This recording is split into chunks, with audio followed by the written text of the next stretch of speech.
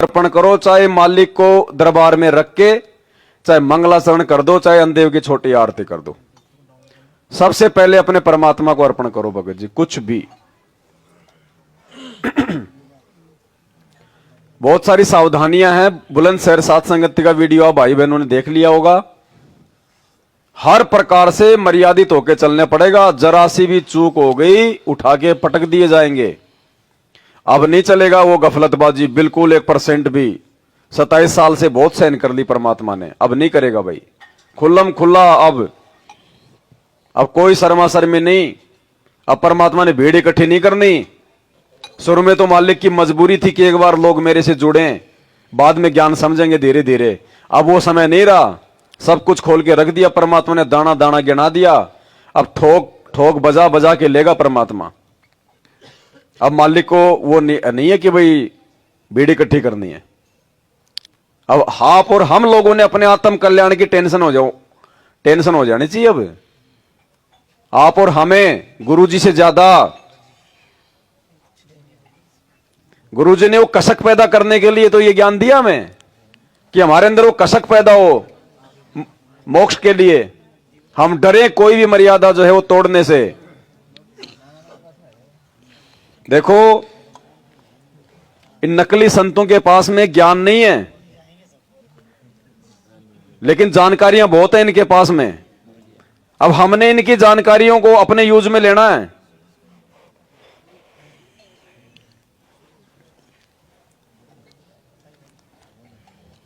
देखो ये क्या कह रहा है ये प्रेमानंद जी महाराज, लेना एक देना दो। लेकिन कितनी अच्छी बातें बता रहा है।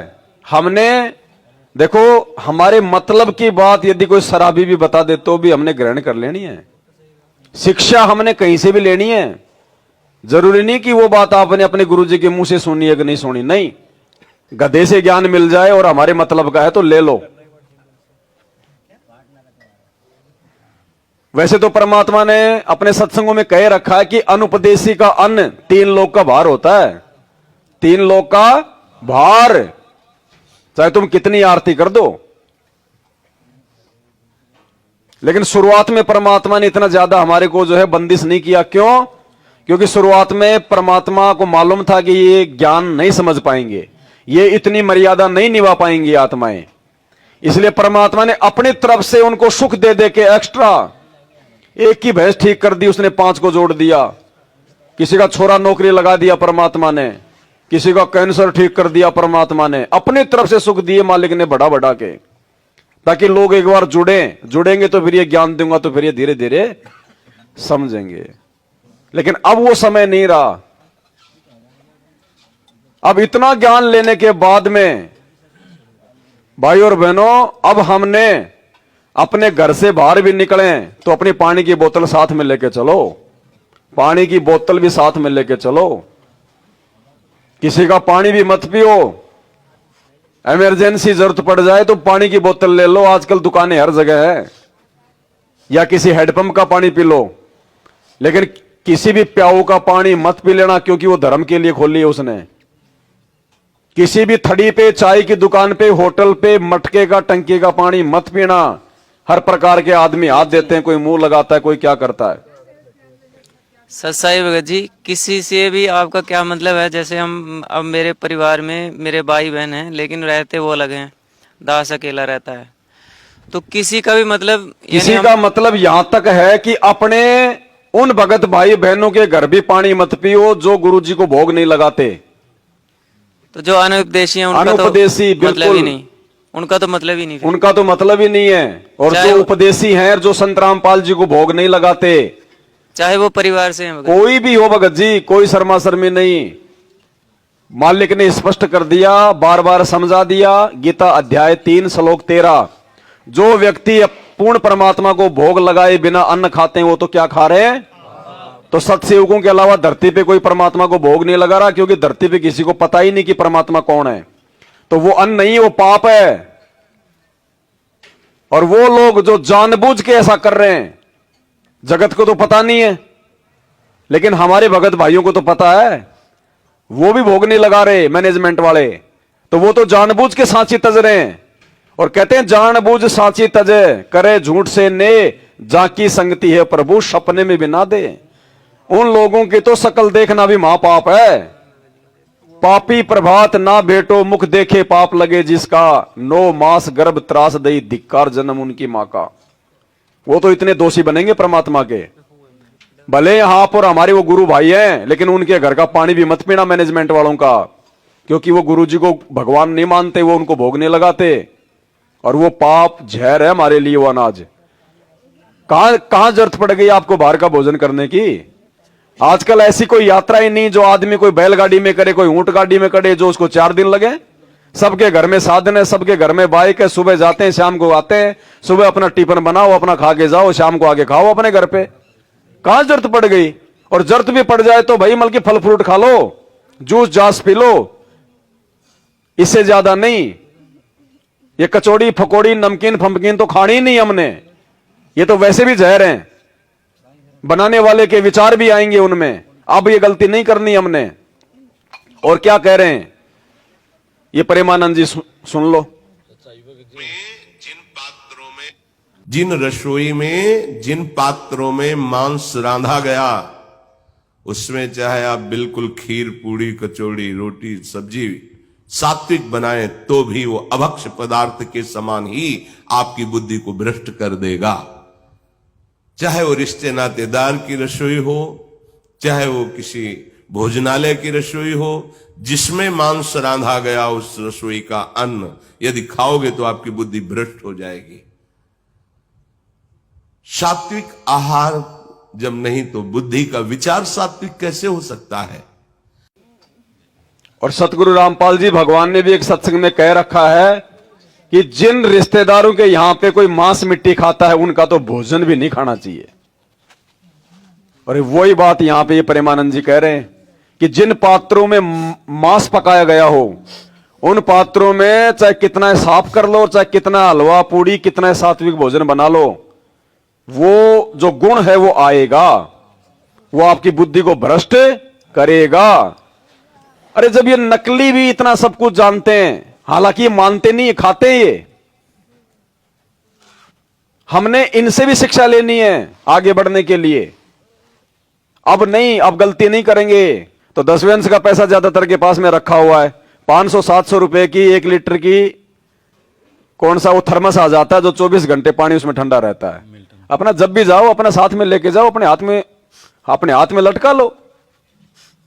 क्या दिक्कत आ रही है? 1 लीटर तो तुम पियोगे पूरा दिन में, और बीच में जरूरत पड़ जाए 20 रुपए की बोतल लो और उसमें डाल लो, अंधेव की छोटी आरती कर लो। कहां जरूरत पड़ गई? रिश्तेदारी में जाओ तो भी अपना पानी लेके जाओ, ताकि उन रिश्तेदारों को महसूस होना चाहिए कि यार ये क्या आदमी है। उसको सोचने पे मजबूर होना चाहिए कि हमारे घर का पानी भी नहीं पी रहा ये, वो मजबूर होगा वो सोचने पे। वो सत्संग सुनेगा गुरुजी के तुम्हारे जाने के बाद में, भले तुम्हारे सामने वो जो है वो बुराई करे, लेकिन उसको विवश होना पड़ेगा, क्योंकि उसको मानव शरीर प्राप्त है, वर्तमान में धरती पे परमात्मा है, वो भी मालिक की विशेष आत्मा है। और हम उनकी यश में यश करते रहेंगे तो भाई वो जिंदगी में नहीं संभलेंगे, हम भी उल्टे दोषी होंगे।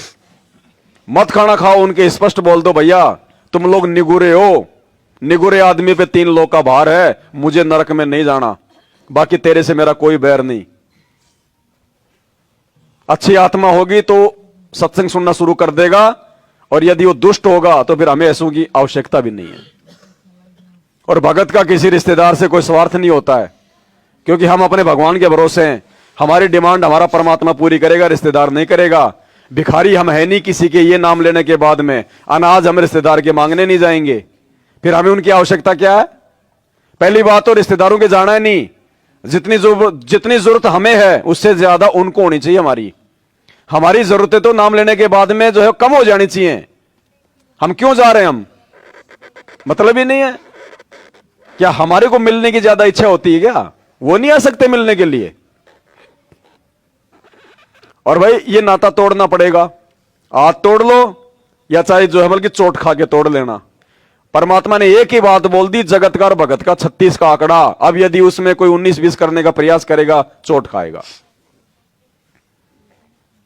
रिश्तेदारों को खुश करने के चक्कर में परमात्मा को नाराज कर दोगे, मार खाओगे। वो रिश्तेदार वो 2 महीने बाद में दांत निकालते हुए आ जाएंगे, जी कोई बात नहीं, तो चलता ही रहता है। और ये भगवान एक बार रुष्ट हो गए ना, युग बीत जाएंगे। लोकलाज नहीं करनी बिल्कुल भी। मालिक कहते हैं लोकलाज ना कीजिए, निर्भय हो रहिए, जय मन चावे राम को दासा तन धरिए। आने वाले संकट के समय में वो रिश्तेदार पता नहीं कहां दौड़ता हुआ दिखाई देगा, ये भगवान ही काम आएगा। और यही होते हैं उन नुक्ते। वो मेहर अगर चाहिए, परमात्मा की मेहर चाहिए, यदि वो लहर चाहिए, जो गुरुजी ने अभी आपको बताई थोड़े समय पहले, कि भगत के उस कार्य से संत के अंदर से कोई हिलोर जाती है, उसको कहते हैं मेहर, और उसी से बात बनेगी। और वो अंतर्यामी भगवान है, उसको देखने की जरूरत नहीं है। अंतर्यामी एक तुम, आत्म के आधार, जो तुम छोड़ो हाथ तो मैं कौन उतारे। उसको दिखाने की जरूरत नहीं है कि मैं क्या कर रहा हूं, वो सब जानता है, वो सबका बाप है। चीटी पायल बाजे पैर, साहिब सुनता है सब लहर। अब धोखा नहीं दे सकते हम, अपने आप को धोखा दे देंगे। बिल्कुल नहीं खाना चाहे कोई कितना प्यारा रिश्तेदार और कुछ भी हो। पहली बात तो हमारा रातों को रुकने का कोई मतलब ही नहीं निकलता। अगर कोई बहन भी अपने पीर जाती है, मजबूरी है तो एक रात के लिए चली जाए। और अगर उसको खाना भी अगर पड़ गया तो पहले वो जो है मतलब गुरु जी को भोग मतलब जो है भोग लगाओ। पहले उस परिवार में बोल दो कि खाना बनाएगा, सबसे पहले मैं मेरे गुरु जी को भोग लगाऊंगी। भोग की छोटी आरती के साथ में भोग अगर घर वाले लगाने देते हैं तो खाना खाओ, और वो कहते हैं कि नहीं लगेगा भोग तो बाढ़ में जाए तेरा परिवार। अभी चली, जिस घर में मेरे भगवान को भोग नहीं वहां पे मैं क्या खाऊंगी। ये माता पिता असंख्य जन्म, मालिक कहते हैं माता पिता मिल जाएंगे लख 84 माएं, ये सतगुरु सेवा और भक्ति फेर मिलन की नाए। आप एक बार ऐसा कुछ थोड़ी सी दृढ़ता दिखाओ तो सही, फिर देखो परमात्मा ऐसे बात भर लेगा अपने बच्चे की।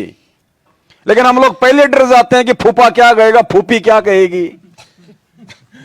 हम पहले डर जाते हैं उनसे, बोलने की हिम्मत ही नहीं कर पाते, जैसे कि मतलब वो कर्जवान हो हम उनके। और कल को जब वो गुरु जी के शरण में आएंगे और जब उनको इस बात का पता चलेगा, इस ज्ञान का, वो धिक्कारेंगे तुम्हें कि तू काहे का भगत था, नालायक, छोटी छोटी बातों को लेके तो मतलब दबाव मान रहा था, तू काहे का भगत था तू। फिर क्या करोगे? आना तो उनको भी है शरण में, और रिश्तेदारों को लेगा परमात्मा शरण में, क्योंकि हमारे संस्कार जुड़े हुए। मालिक आपत्ति के समय उनको बचाएगा भी, और परमात्मा उनको अपनी शरण में भी लेगा। लेकिन उस समय फिर तुम्हारी क्या इज्जत रहेगी उनके सामने, जो तुम आज मतलब जो है वो झुक जाते हो उनके सामने बात बात पे। वो ही तुम्हें धिक्कारेंगे कल। तो कुछ नहीं, साल भर पहले मेरा जीजा मरा कैंसर से, और हमने उसको बहुत समझाया। हमारे पास में भी आया, भाई नाम ले ले, संकल्प ले ले। जा लिया 6 महीने तो यमराज के पास में। मरा, बोले भाई जीजा मर गया। मुझे मेरा जीजा था ही नहीं जो मर गया। मेरा काहे का जीजा, मेरा जीजा था तो मेरी बात मानता, उसके भले की बता रहा था। बोले आओगे नहीं, नहीं आएंगे। क्यों? अब आने से कौन सा जिंदा हो जाएगा। नहीं गए, नहीं गए बिल्कुल। मतलब 2-3 मर लिए रिश्तेदारी में खास, और एक अभी चौथा ही दिन है मेरी बुआ मरी है। बहुत समझाया था, नहीं मानी। 10 दिन तक पानी भी नहीं पिया गया उससे, ऐसे भुगत भुगत के मरी है, जवान मौत। वो नहीं जाएंगे, बिल्कुल नहीं जाएंगे। उनको जरूरत पड़नी चाहिए, आएंगे। हम फॉर्मेलिटी हम कर नहीं सकते। वहां तुम चले भी गए, झूठे आंसू नहीं बहाओगे तो भी तुम उनके लिए बेकार। अब झूठे आंसू हम बहा नहीं सकते भाई, रोना में आता नहीं फालतू में। क्यों रोए हम झूठा मोटा? रोएंगे नहीं तो वो कहेंगे देखो ये तो मतलब इनको कोई दुख ही नहीं है। हम फॉर्मेलिटी नहीं करेंगे। वहां जाके बैठेंगे तो अपन क्या बात करेंगे? परमात्मा की चर्चा करेंगे, उनकी हाँ में तो हाँ मिलाएंगे नहीं, उनको अच्छी लगेंगे नहीं। वो 2 बातें उल्टी बोलेंगे गुरु जी के बारे में, उनके वो जो है वो कर्म बिगड़ेंगे। तो नहीं जाएंगे भाई। अब ऐसा समय आ जाएगा, आगे कोई मरेगा ना तो हमें कोई बोलेगा ही नहीं कि तुम आओ, उनको पता कि आने तो है नहीं। आप एक रिश्तेदार के साथ ऐसा कर दो, वो सारी रिश्तेदारी में फोन घुमा देगा। तो या तो अगली बार कोई जन्मेगा या मरेगा तो वो बुलाएंगे नहीं, और यदि उन्होंने फोन भी कर दिया और अपन नहीं गए तो फिर वो बुरा नहीं मानेंगे कि उसने आना तो है नहीं। तो आपके लिए तो रास्ता साफ हो रहा है, हम पहले डर जाते फिर क्या होगा बताओ। भगत जी अब नहीं, देखो अब तो परमात्मा आ गया, सिद्धम सिद्ध मालिक की छाती में घुस जाओ, परमात्मा है भगत जी। रोग इन्हीं बात में, इन्हीं बातों को लेके पछताएंगे वो लोग जो आज सामना नहीं कर पा रहे, कल को इन्हीं बातों को लेके रोएंगे कि यार उस समय हमने थोड़ी सी भी हिम्मत कर लेते तो परमात्मा हम पे जो है प्रसन्न हो जाता। और छोटी छोटी बातों पे हम नाराज कर रहे हैं। जिन बातों से गुरु दुख पावे उन बातों को भाई गुरु जी को देख के चलना पड़ेगा। गुरु जी कब गए, कितने रिश्तेदार मर लिए गुरु जी के। गुरु जी बरवाड़ा आश्रम छोड़ के कौन से रिश्तेदार के गए बैठने, मुझे बता दो। कौन से रिश्तेदार की छठी की रात में गए, जलवा में गए, शादी में गए, बात में गए, मुझे बता दो। एक का भी नाम बता दो कि गुरु जी वहां गए हो जब से गुरु जी ने ये गुरुपद संभाला है। तो जब गुरु जी ने कह दिया कि भाई कुल राखें कुल जात हैं और कुल खोए कुल होत, राम निकुल कुल भेट ले सब कुल रहा समाए। मालिक कहते हैं तुमने उस कुल को तो खोना पड़ेगा। और ये राम कुल, ये हमारा जो भगत भाई है, जो समाज है भगत समाज, ये है हमारा असली कुल। इस कुल में यदि हम लोग मर भी गए, मोक्ष नहीं हुआ, तो परमात्मा इसी समाज में हमारे को वापस जन्म देगा, किसी भगत के घर पे, उसी कुल में जन्म दे देगा। और उस पहले वाले कुल की चाकरी करते करते अगर मर भी गए तो चार पाए का होके डोलेंगे कहीं गधा बन के।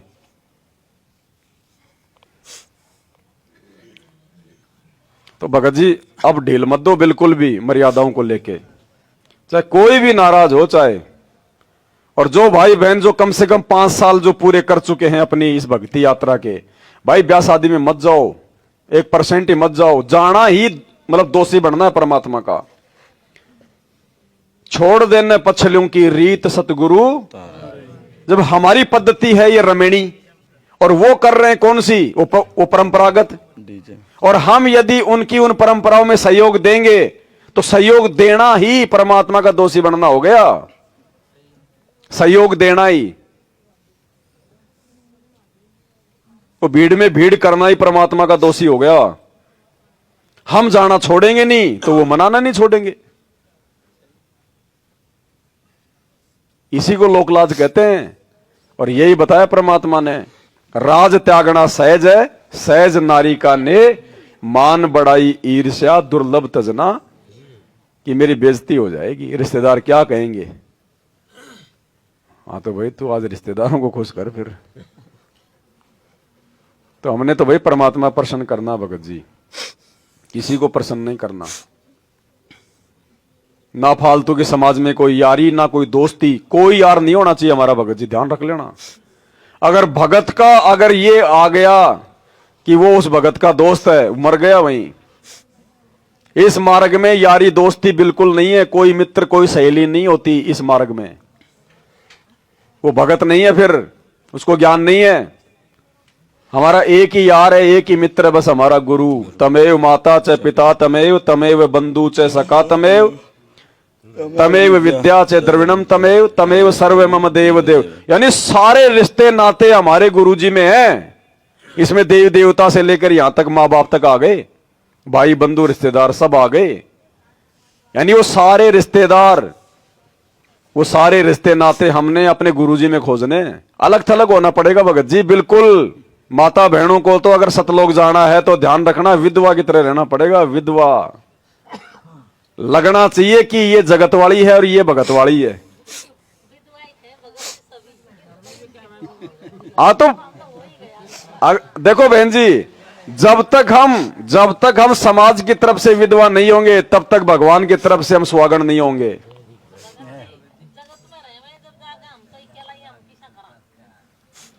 कुछ भी जगत भोगता रहेगा, घर में आके तो निकाल के हमें को मतलब लेके नहीं जाएगा। हाँ तो देखो, फिर उसके लिए भगवान ने ज्ञान इसलिए तो दिया 27 साल से वो संघर्ष करने के लिए। वो कहते रहेंगे, कहने दो उनको, उनके कहने से अपने क्या होता है।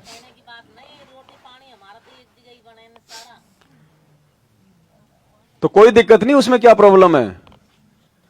खाना एक जगह बनाओ, आपने तो अपना अलग खाना है ना, उसमें कोई दिक्कत नहीं है बहन जी। आपके पति भी कमा रहे होंगे, वो भी अपने हिस्से का दे रहे होंगे दूसरे। भाई कहीं न कहीं से तो आ रहा होगा, कोई जमीन से आ रहा होगा, कहीं से तो आ रहा होगा। तो आप अपना खाओ, पड़ोसी अपना खाएगा, आपका दूसरा जेठ देवर अपना खाएगा, हमें क्या लेना देना।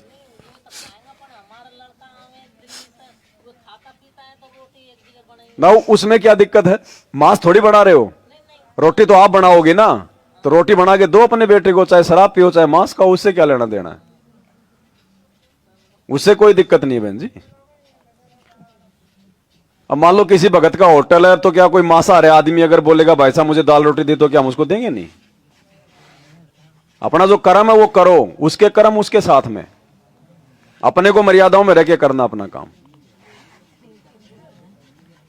सच्चाई भगत जी, सच्चाई भगत जी ये ब्रेड बिस्कुट और ऐसे ये तो खा सकते नहीं? भाई देखो, दास तो कुछ नहीं खाता भाई, बिल्कुल परमात्मा ने बिल्कुल बाउंड कर दिया, समझा दिया परमात्मा ने, अंदर से भी इच्छा नहीं होती अब। ना ब्रेड खाते, ना बिस्कुट खाते, ना नमकीन खाते, ना बाहर की कोई आइटम नहीं खाते भगत जी। अपने घर में खाओ बना के, अगर तुमसे अगर बिस्कुट बनाए जाते हैं तो बनाओ अपने घर पे, हलवा बनाओ अपने घर पे, कोई मिठाई बना लो अपने घर पे अगर तुम्हें आती है तो। बाहर की मत खाओ कुछ भी, बाहर चाहे कितना शुद्ध क्यों ना हो, लेकिन उनके विचार कभी जिंदगी में शुद्ध नहीं हो सकते जो आदमी नाम से दूर है। और विचारों का सारा खेल है ये, जैसा खाओगे अन्न वैसा होगा, और जैसा पियोगे पानी वैसी होगी। और परमात्मा ने वो कहानी नहीं सुनाई, दो साधु अपनी एक शिष्या के घर पे चले गए थे, रात को उन्होंने खाना खाया, सुबह एक को पता नहीं भयंकर भयंकर सपने आए, ऐसे सपने आए जैसे उसकी बेटी मर गई और पता नहीं विधवा हो गई। तो सुबह उठ के उसने अपने साथी से कहा कि यार तू अपनी कौन सी चेली के घर पे ले आया मेरे को? बोले क्यों? बोले यार रात को ऐसे ऐसे मेरे को भयंकर भयंकर सपने आए। तो वो समझदार था, उसने अपनी वो चेली को बुलाया, बोले बेटी रात को खाना किसने बनाया था? बोले जी मेरी भाण आई, वो इसने बनाया था। तो बोले तेरी भाण के, बोले कोई दिक्कत या कोई मौत वगैरह? बोले जी थोड़े दिन पहले उसकी बेटी जो है वो विधवा हो गई, और रात दिन बेचारी इसी सोच में रोती रहती है कि क्या होगा मेरी बेटी का, हाय क्या होगा। तो वो गुण, वो विचार, वो रोटी बनाते बनाते साग सब्जी में आ गए, और रात को उस संत को परेशान कर दिया उन विचारों ने। तो भाई और बहनों, दुनिया चाहे कितनी अच्छी हो, कितना शुद्ध हो, कितनी कुछ भी हो, लेकिन उनके विचारों में क्या चल रहा है ये आप नहीं जान सकते, और विचारों का सारा खेल है। सच्चाई भगत जी, अभिमन्यु ने तो माँ बाप के विचारों से मतलब चक्रव्यूह तक तोड़ दिया था जब माँ के पेट में था। हाँ जी, जो ऐसे आपस में भाई बहन आते जब भगत जी, सच्चाई भगत सारे ये आपस में एक दूसरे का भंडारा खा सकते नहीं खा सकते, जैसे ले आते हैं ट्रेन में? नहीं भगत जी, बिल्कुल नहीं खाना। भगत देखो, फिलहाल जब तक गुरुजी हिसार जेल से बाहर नहीं आ जाते हैं तब तक हम लोग जो है ये परीक्षा के बीच में, ये जितने भी भाई बहन बैठे हैं और मैं बैठा हूं ना, मैं मेरी गारंटी दे सकता ना आपकी गारंटी को जो है वो कौन मर्यादा में, किसी की गारंटी नहीं है भगत जी। अपना अपना अलग अलग खाओ। साथ संगति में आपको पता है पहले लोग ऐसे दे दिया करते थे एक जगह डाल के थाली में, कोई सेब संतरे, तो दास ने क्या कहा था, सबको अलग अलग दो, कोई आपस में नहीं खाएगा, किसी का नहीं पता कौन मर्यादा में कौन क्या कुकर्म करके आ रहा, हमें पता है कोई बिल्कुल नहीं भगत जी। हम यहां केवल संदेशा देते हैं, समझने और समझाने के लिए आते हैं। हम परीक्षा हैं, हम परीक्षा के बीच में सब, यहां किसी का नहीं पता भगत जी, अपनी मर्यादा अपने हाथ में है। और एक दूसरे का खाने की आवश्यकता क्या है बताओ? नहीं जैसे भगत, जैसे कुछ भगत भाई लेट हो गए, ट्रेन पकड़नी है, जैसे एक नहीं लिया, दूसरा भगत ज्यादा भंडारा ले आया भगत जी, वो दूसरे भगत को दे तो सकता है खाने के लिए? हाँ, वो वही दे पूछ रहा सकता भगत जी, है, मैं वही पूछ रहे हैं, दे सकता है। एक भगत ने लाया और ले आए, मिल बांट के खा लो, उसमें दिक्कत वही नहीं। वही पूछ रहा भगत जी, वही कहने का मतलब। लेकिन वो भी अपना अलग अलग करके अलग खाओ। अलग अलग, ऐसा नहीं कि एक ही कटोरी में वो भी चुभ हो रहा है वो भी चुभ हो रहा है, वो मत करो भगत। अलग अलग में अलग अलग दे दो उसको, दो रोटी साग सब्जी जो भी है उसको अलग एक अखबार में दे दो। और सत्संग जैसे जब भगत जी मैं ड्यूटी पे लगा देता हूँ, सत्संग माली का 2 से 3 चलता है सरदा चैनल पे, उधर भगत जी दंडवत करना या नहीं करना, जैसे ड्यूटी पे मैंने एलईडी में लगा लेता हूँ। अगर जगह है, व्यवस्था है, तो परमात्मा चाहे टीवी में हो चाहे साक्षात हो, उनको दंडवत करना है। अगर व्यवस्था नहीं है तो कोई दिक्कत नहीं, मालिक को वैसे मानसिक दंडवत कर लो परमात्मा को। सत्साई भगत जी, सत साहिब जी, भगत जी जैसे हम फैक्ट्री में काम करते हैं, कंपनी में काम करते हैं, जैसे कि हम पानी की बोतल ले जाते हैं 2 लीटर की, वही भगत जी खत्म हो जाए तो फैक्ट्री का जो मालिक होता है वो तो पानी की सुविधा करता ही है, तो भगत जी वहाँ से पानी। उसमें कोई दिक्कत नहीं। फैक्ट्री में यदि आप काम करते हो जी भगत जी। और फैक्ट्री में यदि जैसे कोई बोरिंग का पानी है वो आप जी यूज कर सकते हो, या जैसे बिल्कुल जैसे बिस्लरी वगैरह के जो आते हैं वो मतलब पूरे। मगर जी कैंपर लगा होता है। हाँ, तो कैंपर में तो अगर कोई उसमें अगर कोई हाथ वाथ देने वाला सिस्टम नहीं, ना हो टोंटी वाला सिस्टम तो ठूटी वाले से हम पी सकते हैं भगत जी, उससे कोई दिक्कत नहीं है। ना कोई दिक्कत और नहीं जैसे कि भगत जी अभी आपने कहा था कि कोई बहन बेटी मायके इमरजेंसी में कोई कारण बन जाता है तो वो जा सकती है वो, तो वहाँ पे हमको ये बोलना कि पहले मेरे गुरुदेव को भोग लगाओ, और अगर वहाँ पे घी की व्यवस्था वो ना नहीं हो, लगाएंगे, आपने लगाना पड़ेगा। तो भगत जी घी मान लो वहाँ पे अवेलेबल ना हुआ तो परमात्मा को तो बिना घी के भोग तो लग दास इसीलिए तो कह रहा फिर क्यों खा रहे हो, क्यों पड़े हो जब वहां पे, जब कोई चीज उपलब्ध नहीं है तो वही चाहिए। क्यों खाएं हम वहां पे। रात को रुकने का मतलब ही नहीं। तुम्हारे घर पे रिश्तेदार कितना दिन रुकते हैं बता दो। कोई निठल्ला होगा वो भले रुक जाओ एक रात, नहीं आजकल कोई नहीं रुकता। कोई नहीं रुकता, सही है। ये परिस्थितियां परमात्मा ने इसलिए पैदा की हैं जानबूझ के।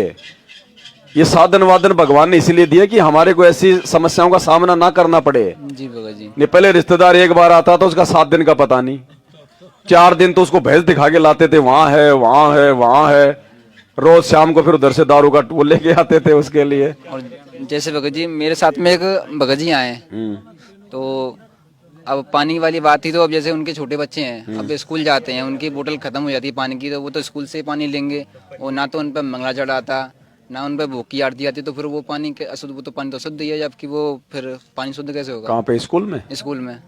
तो बच्चों को दो ना अपना थर्मस दो ना, क्या दिक्कत है। जब भंडारा लेके जाते हैं तो एक बोतल उनको, तो आजकल तो लेके जाते हैं बच्चे, पानी की बोतल भी लेके जाते हैं, तो भगत जी खत्म कर देते हैं वो, खत्म होने के बाद। हाँ, तो अब स्कूल में तो ले सकते हैं बच्चे भगत जी, क्योंकि बच्चा तो देखो बोध होता है। जी भगत जी। बच्चे को तो परमात्मा फिर आप जानते हो ना, क्योंकि जब तक ज्ञान नहीं है तब तक परमात्मा भी थोड़ा ध्यान रखता है। जी भगत जी। और आजकल तो स्कूल में भी भगत जी अच्छी अच्छी स्कूलें हैं, बढ़िया बढ़िया उनमें व्यवस्था है, ऐसी बात नहीं है। विशेष परिस्थितियों में छूट है, जी भगत। क्योंकि वो तो बच्चा है भगत जी, उसकी तो मजबूरी। आप और हमारी क्या मजबूरी है। सही है। हम तो बाहर से भी मतलब बोतल ला सकते हैं, बच्चा थोड़ी ले आएगा बाहर से बोतल। सही है।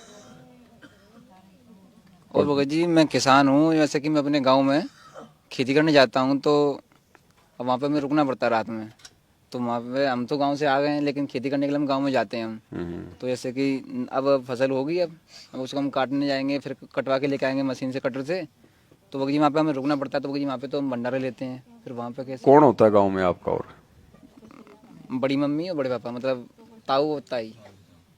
ताऊ और ताई? दादाजी थे वो तो खत्म हो गए, चाचा चाची और ताऊ ताई हैं, दोनों हैं। तो आप एक काम करना, भंडारा वहां पे करो और मालिक को अपना भोग लगाओ, वहां तो लगा सकते हो। हाँ और जो भी अपने हिस्से का जो भी अन्न हो वो निकालने के बाद में उनको भाई मतलब 10 किलो या 20 किलो उनको दे दो। अच्छा जी। ऐसे बच सकते हैं, और तो क्या तरीका है। देखो अगर अनुपदेशी के अगर खा रहे हो मजबूरी में, तो भगत जी भोग लगाना पड़ेगा गुरु जी को। भोग की छोटी आरती के साथ में भोग लगाओ पहले। चाहे भले ही भगत जी वहाँ पे घी ना हो तो बिना घी की भी लगा दें, फिर इमरजेंसी है तो। बात घी की आ रही ना पर भोग की आरती तो भगत जी देसी घी में लगेगी, तेल में या इनमें नहीं लगेगी। अन्नदेव को लग सकता है, जो भी बनता है घर में तेल ताल में। अन्नदेव अलग चीज, परमात्मा अलग है। परमात्मा को तो फिर देसी का ही लगेगा। जब इतना सब कुछ जा रहे हो अनाज लेने काटने, 1 किलो घी भी ले जाना भाई, 1 किलो घी भी ले जाना अपना, क्या दिक्कत आ रही है। हाँ, और साथ संगति में एक चीज का विशेष ध्यान रखना। देखो भगत जी, जिसके घर साथ संगति है उसकी भी जिम्मेदारी बनती है। अगर कोई प्रथम बार अगर साथ संगति में कोई बहन आ रही है या कोई भाई आ रहा है, पहली बार तो वो मतलब ऐसे तो आएगा नहीं डायरेक्ट, तो जरूर वो किसी के संपर्क से आएगा। तो पहली बार तो उसको आप समझाओगे कि भाई देखो साथ संगति में सोना चांदी या नकली गहने बिल्कुल अलाउ नहीं है। भले आपके ज्ञान समझ में नहीं आ रहा, लेकिन साथ संगति में चलो तो अपने घर पे इनको उतार के चलो, भले बाद में आके आप पहन लेना, हमें दिक्कत नहीं है। फिर भी यदि ऐसे कोई माता बहन आ जाती है जो नहीं मानती है, या मान लो जिसको नहीं पता, जो मतलब डायरेक्ट आ जाती है, तो प्रथम बार यदि कोई साथ संगति में आ रही है तो देखो प्रथम बार तो उसको सोना चांदी जो भी पहन के आती है उसको अलाउ है, क्योंकि वो प्रथम बार आ रही है। ऐसी कोई माता बहन यदि दिखाई दे तो हमने प्यार और प्रेम से दो बहनें उसके पास में बैठ के उसको समझाना है गुरु जी के ज्ञान आधार से, और उसको फिर ये बोल देना कि बहन अगर अगली बार साथ संगति में आवे तो ये सोना चांदी बिल्कुल भी अलाउ नहीं होगा, फर्स्ट टाइम आई है इसलिए तेरे को अलाउ है। सेकंड बार में उसको स्पष्ट बोल देना कि साथ संगति में आना है तो ये गहना गाठी सोना चांदी अपने घर पे उतार के आना, वरना साथ संगति में आने की कोई आवश्यकता नहीं है, यहां भीड़ की जरूरत नहीं है। और ये विशेष जिम्मेदारी बनती है जिसके घर पे साथ संगति, उसको भी ध्यान रखना इन बातों का। कोई भी भगत भाई बहन यदि ऐसी वैसी कोई हरकत करता दिखाई दे जाए, माता बहनों के साथ में कोई युवा भगत या कोई भी भगत अगर ऐसे कोई मतलब जैसे कोई बेअदबी से बात करता दिखाई दे जाए, घुटने से घुटना लगा के बैठा हुआ दिखाई दे जाए, प्यार प्रेम से समझाओ भाई। कम से कम माता बहनों के साथ में 2 फीट की दूरी बना के बैठो, अगर बात भी करनी है तो। साथ संगति में बैठो तो भी अलग अलग बैठो। फालतू में हंस हंस के बात नहीं करनी किसी भी भाई बहन ने, आपस में ध्यान रखना। ये काल का भयंकर दाव लग जाएगा, डोलोगे फिर चक्कर काटोगे, ध्यान रखना। किसी भी भाई बहन को ऐसे नहीं बोला ए भगत जी, ऐसे कोई पीछे से मार के या कोई सिर में चोट मार के या कोई हाथ कैसे झटका के, नहीं, ये काल की बकवादे हैं, ये भगतों के लक्षण नहीं है। भगत का उठना बैठना चलना बोलना परमात्मा ने कहा कि सभ्य होना चाहिए। ये गंदी हरकतें हैं, इनसे मन में दोष पैदा होता है और कब काल का दाव लगेगा कोई भरोसा नहीं है। नहीं भाई, भगतों ने बिल्कुल हाथ नहीं मिलाना, बिल्कुल भी। आपके गुरु ने मिलाया, आपने कभी देखा किसी वीडियो में? गले मिलने की जरूरत नहीं भगत जी, ये फालतू का ये मतलब दिखावा नहीं चलेगा। इससे कोई ज्यादा जो है मतलब की भाईचारा नहीं बढ़ता, और हमने इतना भाईचारा भी नहीं बढ़ाना कि हम उनके छाती में घुस जाएं। भगत है, मालिक ने बता दिया, झुक के सलाम करो। कभी कहा गुरुजी ने कि उसके मतलब जो है बात भर लो? क्या कहा गुरुजी ने? झुक के सलाम करो सत साहेब, बस इसमें सब कुछ आ गया। गले फड़े मिलने की जरूरत नहीं भगत जी हमें, हम भगत हैं। भगत जी सत साहिब, सत साहेब जी। बंदी छोड़ सतगुरु रामपाल जी भगवान जी की जय हो। जय हो मालिक। भगत जी जैसे गांव में अपने जो भी हैं पहले लोग थे, पहले तो हमारी उनसे खूब लड़ाइयाँ होती थी और खूब जो भी था। जब से साथ संगति से जुड़े हैं तो हमारा चाल चलन बदल गया। अब हम सबको झुक के सलाम करते हैं, तो सलाम करते हैं भगत जी, तो वो आगे से हमें मतलब खास सी रिस्पेक्ट देते हैं ऐसे।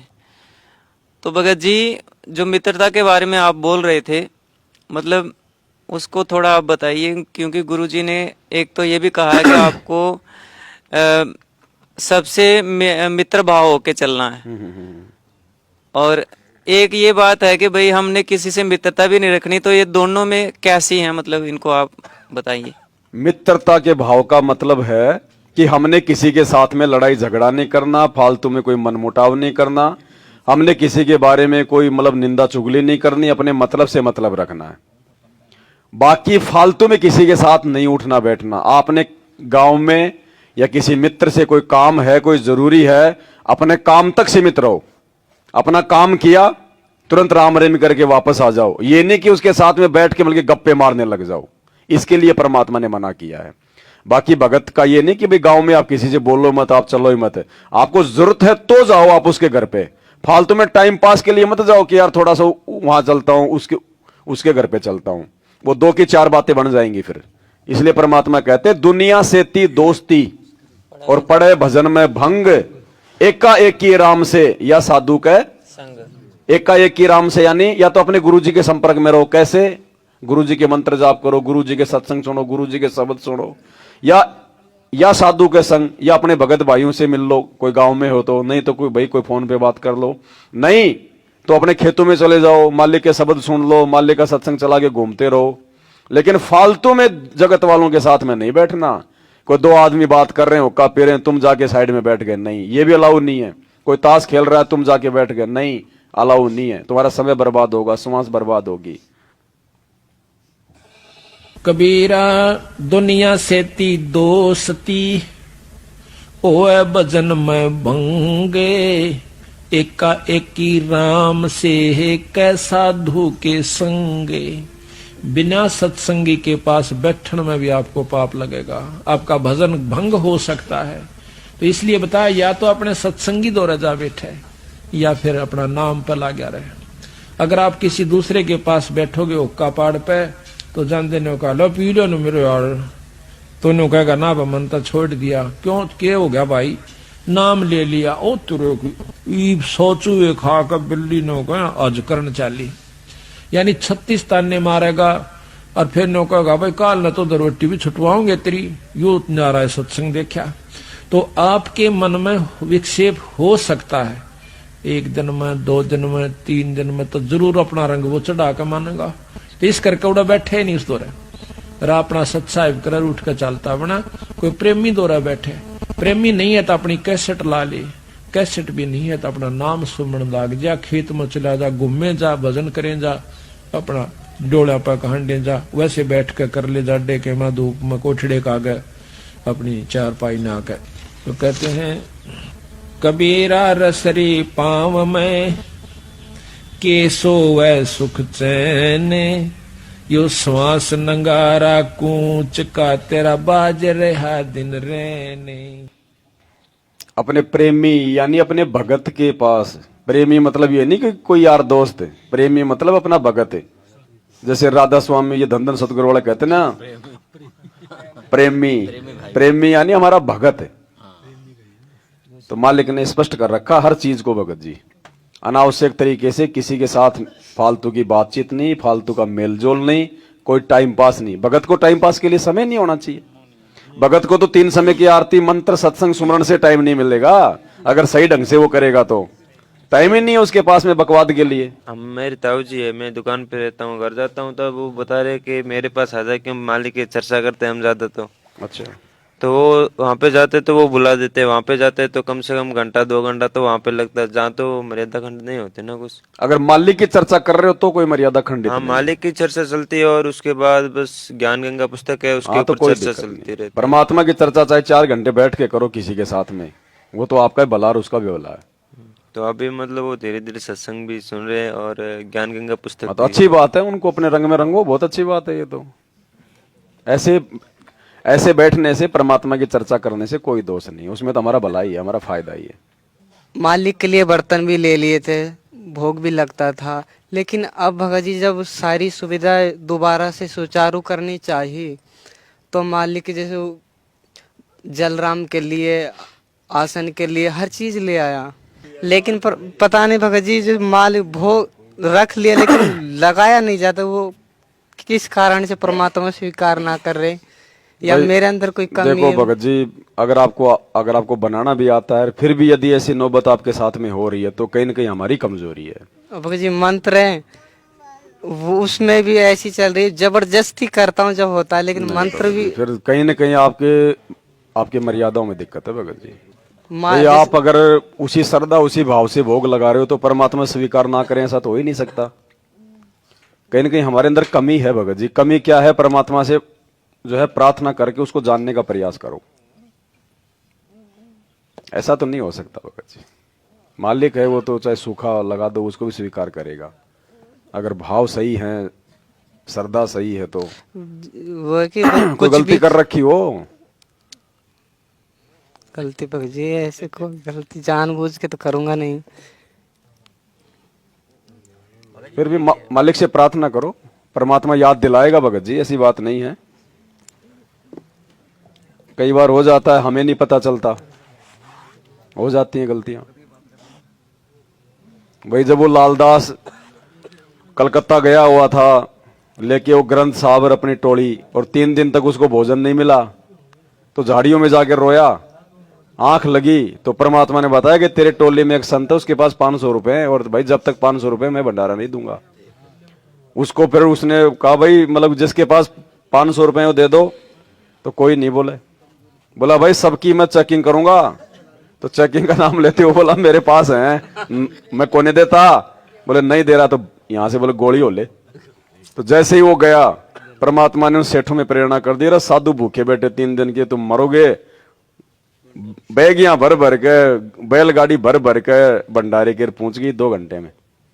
तो कहीं ना कहीं भगत जी हमारी कमी होती है, तो परमात्मा से प्रार्थना करो, मालिक याद दिलाएगा, ऐसी बात नहीं है। बाकी ऐसा नहीं हो सकता भगत जी, ये तो आप ही ऐसे पहले इंसान हो जो आपके साथ ये समस्या है वही तो भगत जी। है ना। तो मालिक से प्रार्थना करो, परमात्मा कोई समाधान निकालेगा इसका। जी भगत जी। सस्ता हो जी।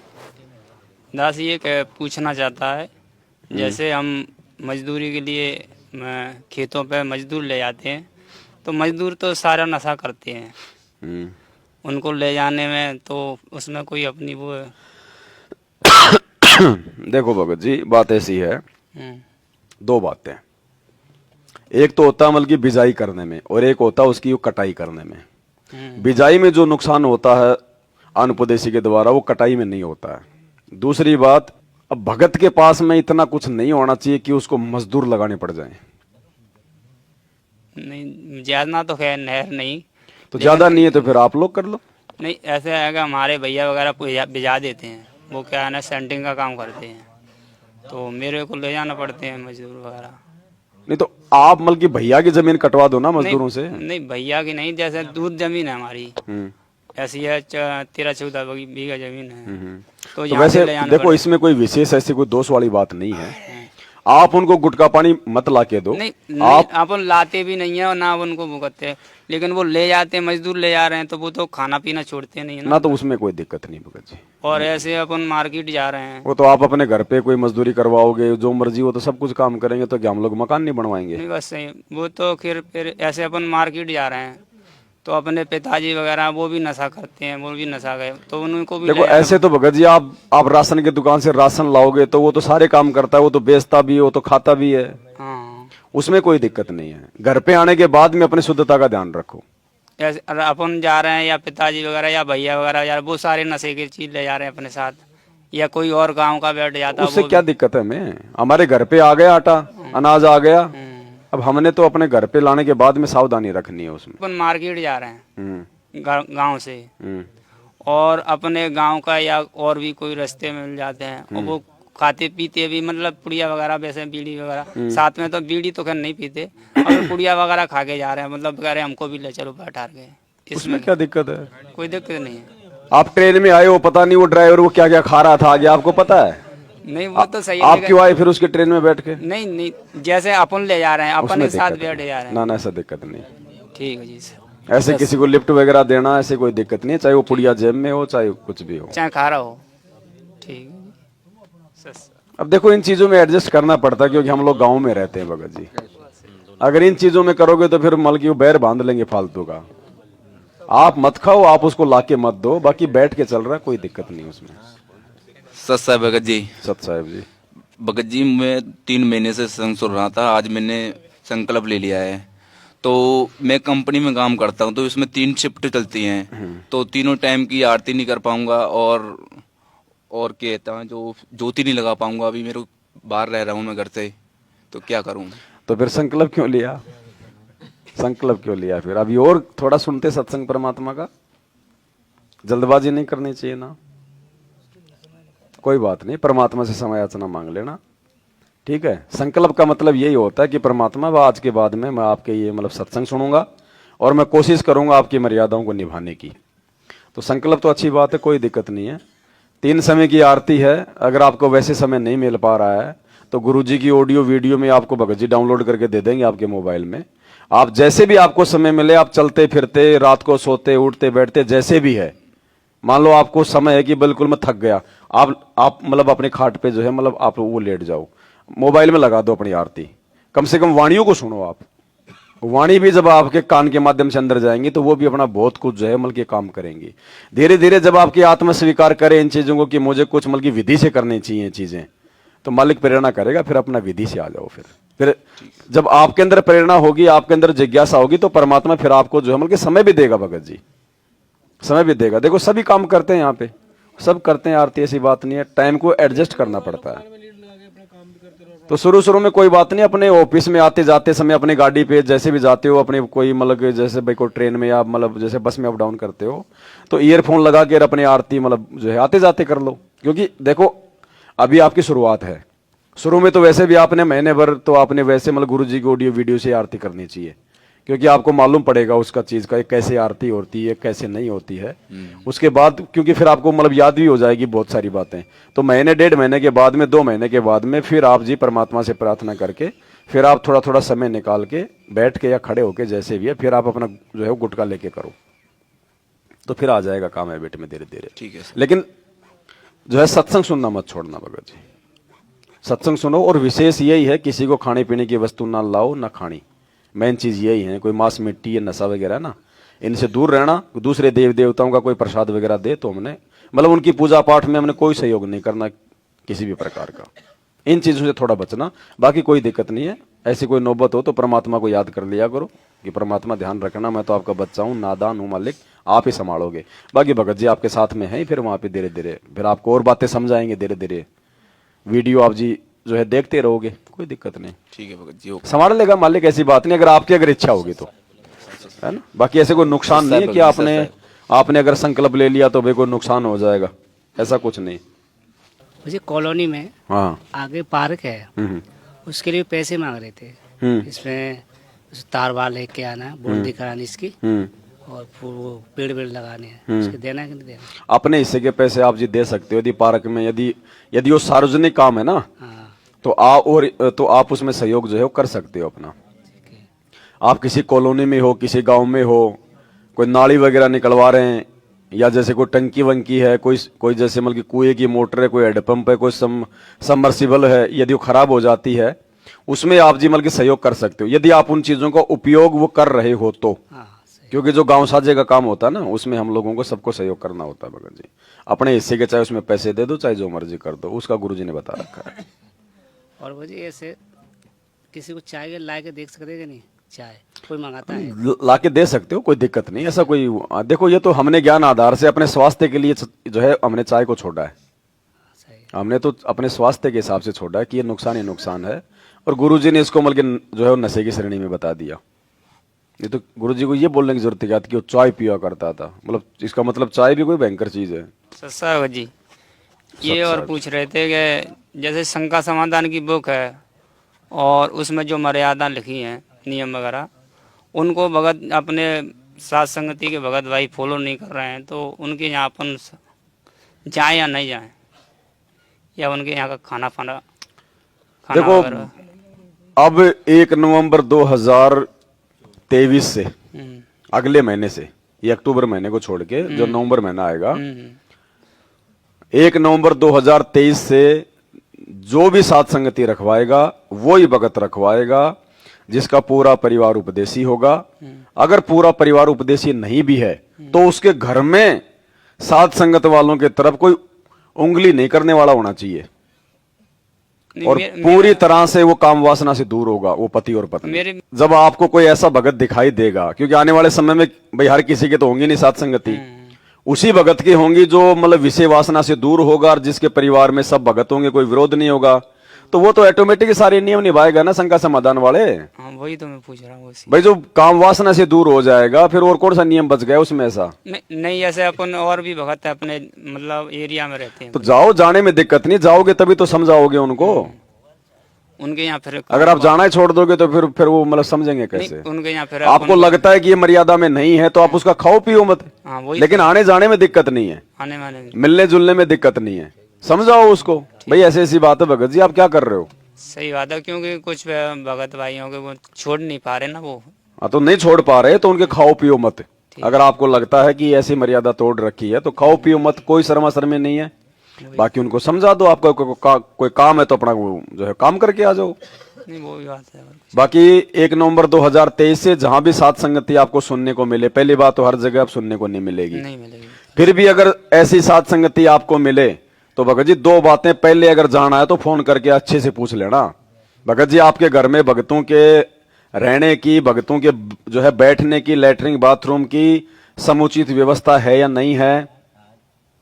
आप भगत जी जो मतलब साथ संगति में जो बताया गया जो नियम, आप मतलब विषय वासना से दूर है कि नहीं है, वो बोलेगा भगत जी बिल्कुल सही है, मालिक की दया है।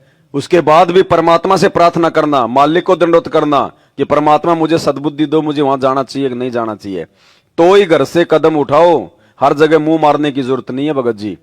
सात संगतियों का मतलब था कि हमें भगवान की पहचान हो जाए, नियम मर्यादाओं का हमें जो है पता चल जाए। ये सबको पता चल चुका है। अब आप सात संगति में नहीं जाओगे तो भी कोई बड़ी बात नहीं है। कोई दिक्कत नहीं है, वो तो नियम नहीं के नहीं, लिए अपन नियम मत बनाओ कि हर महीने वहां जाना है, हर महीने वहां जाना है, रह जाओगे, डूब जाओगे। सही है, अपन बार बार जाने से भी जो है मतलब काल जो है दाव मार देगा। सही है, कब अपन लगाओ आवश्यकता है वहीं जाओ, महीने 2 महीने में एक बार चले जाओ हद मार के। ऐसा नहीं कि वहां भी भाग जाए और वहां भी भाग जाए। अगर कोई फ्री है उसका मतलब ये नहीं कि हर जगह जो है वो दौड़ जाए। अब सात संगतियों में जाने के बजाय अपनी भक्ति मर्यादाओं में रह के करो ज्यादा से ज्यादा। ये भक्ति बचाएगी, ये भागदौड़ नहीं बचाएगी। अब ये भागदौड़ तो केवल इसलिए थी कि बैठ के हम लोगों को जो है मतलब समझा सकें। अब सबको समझा दिया, हजारों वीडियो बन गए, जो है शंका समाधान की पुस्तकें बन गई। बाकी दास हर दूसरे तीसरे दिन लाइव आता रहता है। अब उसके बाद में हर जगह मुंह मारने की जरूरत नहीं है सात संगतियों में। नहीं सही है, नहीं तो मार खा जाओगे बगजे। ध्यान रखना, फालतू की यारी रिश्तेदारी जुड़ जाएगी, ना सही बात है। काल दाव मार देगा, रह जाओगे फिर कोई दिक्कत होगा। सत साहेब भगत जी, सत साहेब।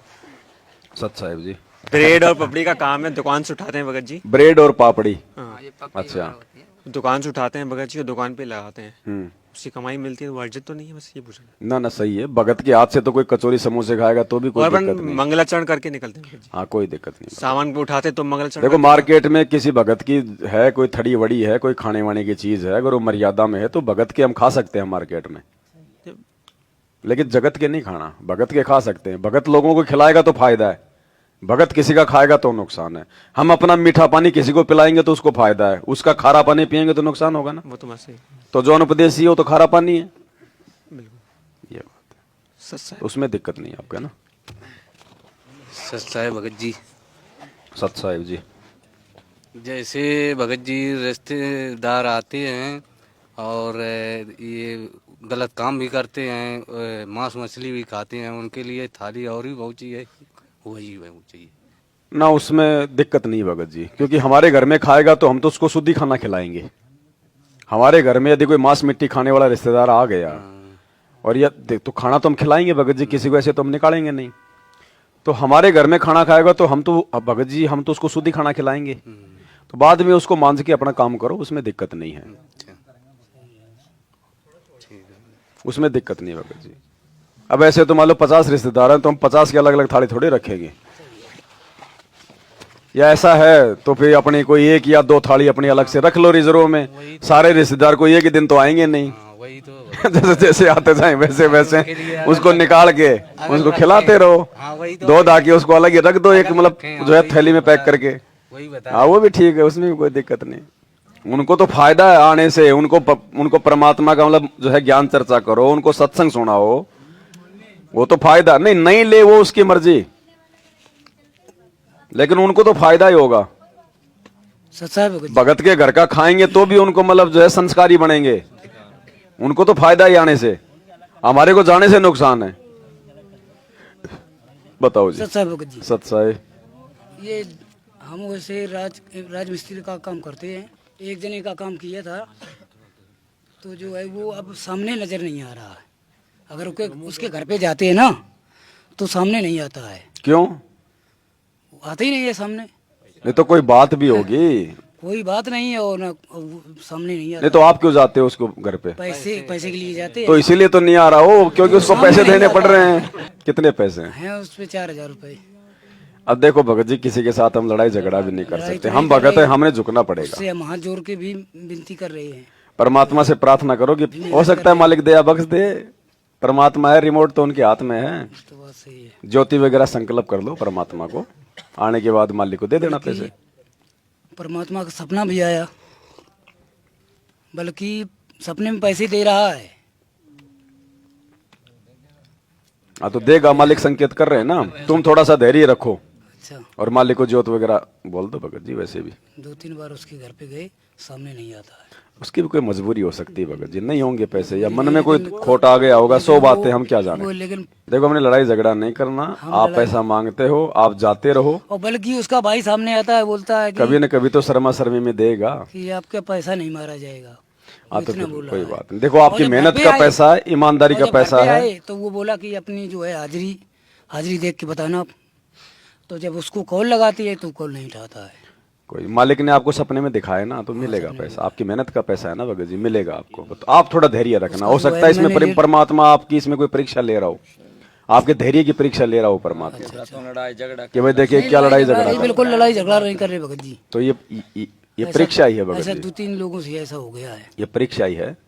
उसके मन में, अपने मन में भी उसके प्रति कोई दोष मत पैदा करना, नहीं कोई दोष नहीं है मन में कोई जो है कोई गाली गलोच या वैसे नहीं, ऐसी उसके गाली- प्रति मतलब कोई बुरा सोचना गाली बिल्कुल नहीं, बुरा बिल्कुल नहीं सोचा है। मालिक पे छोड़ो, परमात्मा को दंडवत करके जाया करो कि परमात्मा आपके पैसे हैं, आएंगे तो ठीक है, देगा फिर ऐसी बात नहीं भगत जी। तो सही और नहीं दे, 1-2 बार और चले जाओ, फिर भी नहीं दे तो उसको बोल के आ जाओ कि भाई देख आज के बाद मैं तेरे घर पे मांगने नहीं आऊंगा, तन्ने देने हो तो तेरी इच्छा दे, कि ये मेरी मेहनत का पैसा था, कहीं ऐसा ना हो कि मेरी आत्मा दुखी हो जाए और तेरे को कोई नुकसान हो जाए, इतना उसको बोल के आ जाना ठीक ठीक ठीक। कि कहीं ऐसा ना हो कि भाई देख मेरी आत्मा दुखी और तेरे को कोई बहुत बड़ा कोई नुकसान हो जाए, फिर मालिक प्रेरणा करेगा, दे के जाएगा वो।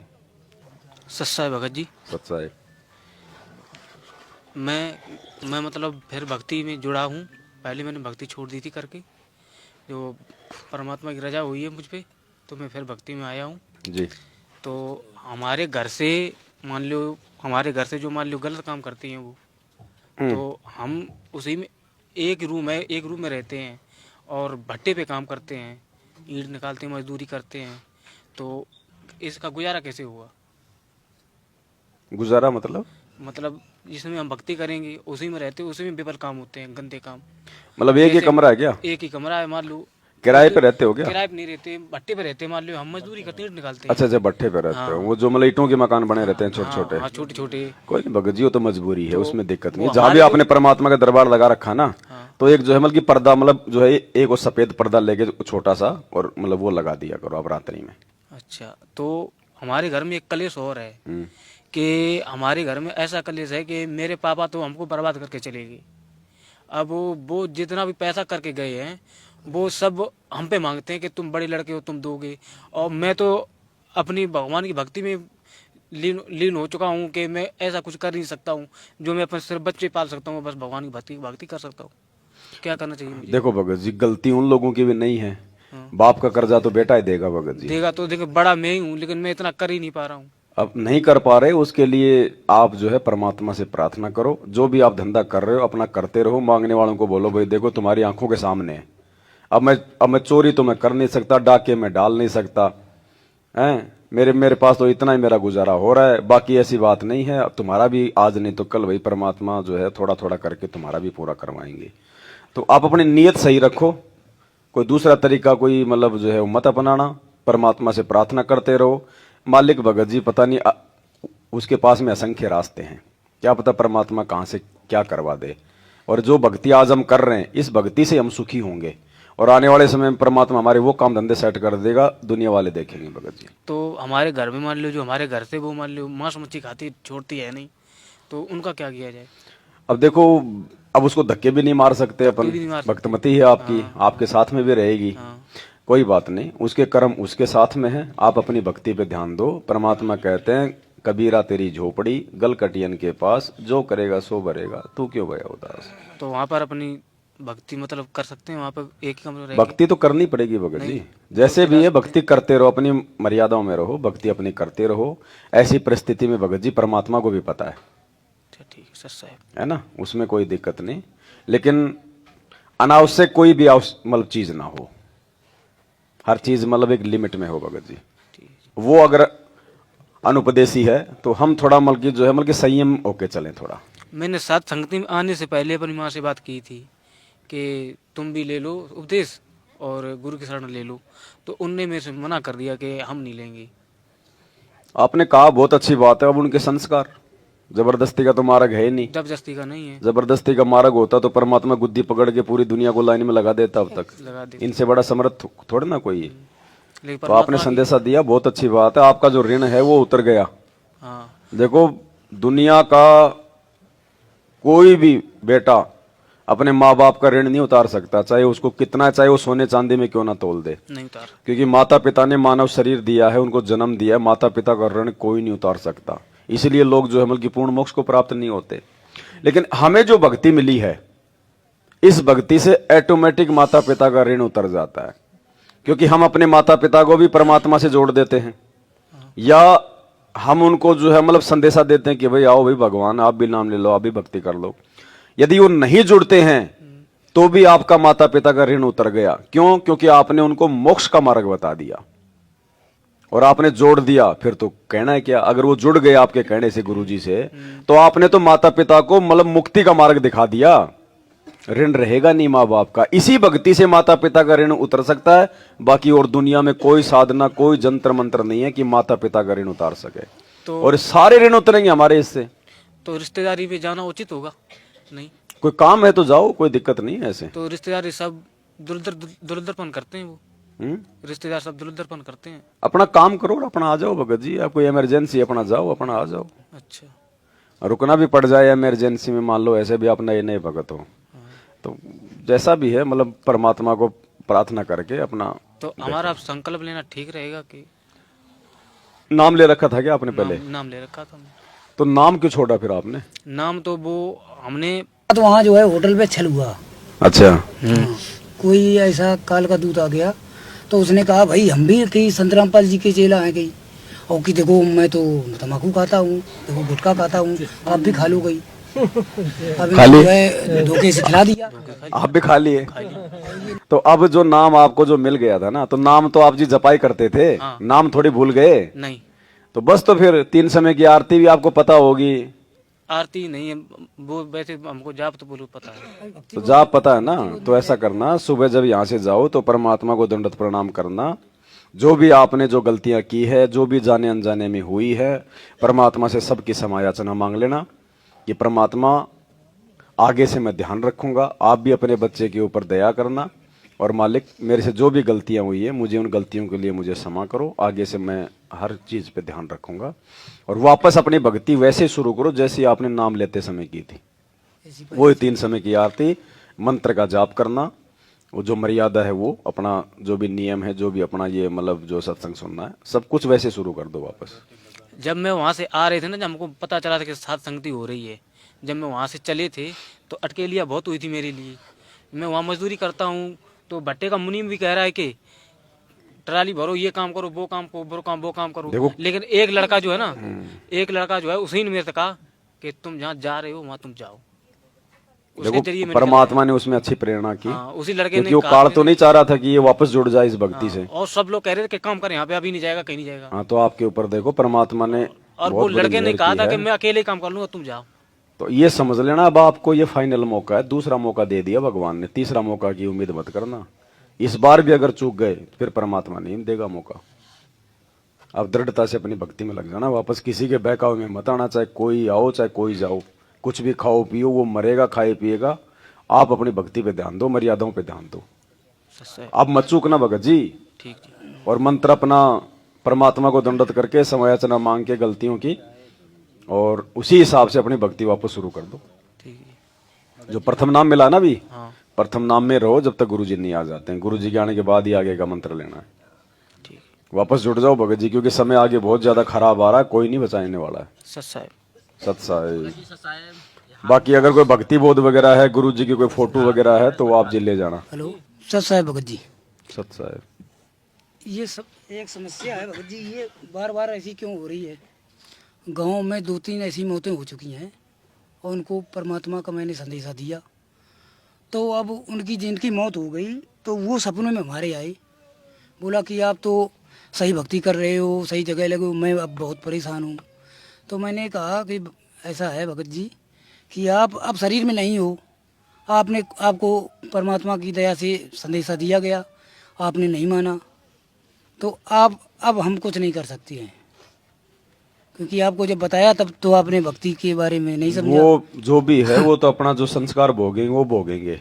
तो अब वो हमारे सामने गिड़गिड़ाते हैं भगत जी। नहीं, वो क्यों आ रहे वो पता कई है? बार गिड़गिड़ाने, तो इसका मतलब क्या है? वो कोई नहीं गिड़गिड़ा रहा, उनको कोई मतलब नहीं है। वो परमात्मा आपको दृढ़ता दे रहे हैं कि बेटा जो भक्ति तू कर रहा है ना, ये सही भक्ति है, इसको छोड़ मत देना तू किसी के चक्कर में आके। हो सकता है आगे आपका कोई कमजोर संस्कार आने वाला है, आपको भक्ति से काल दूर हटाने वाला है।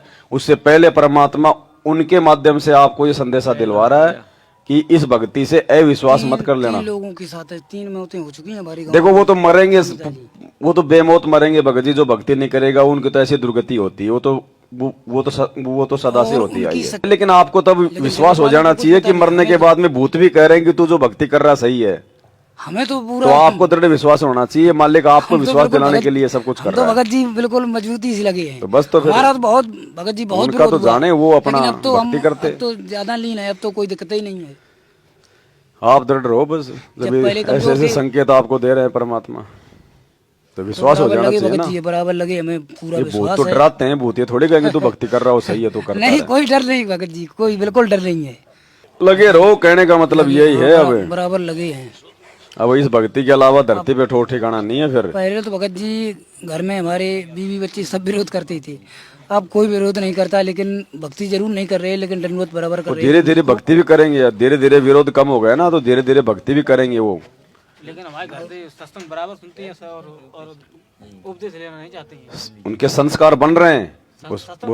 तो वो सत्संग सुन रही है ना, सत्संग अपना काम कर रहे हैं। आप उस घर में जो भक्ति करोगे, उस भक्ति का भी उनके ऊपर जो है वो सूक्ष्म प्रभाव होगा।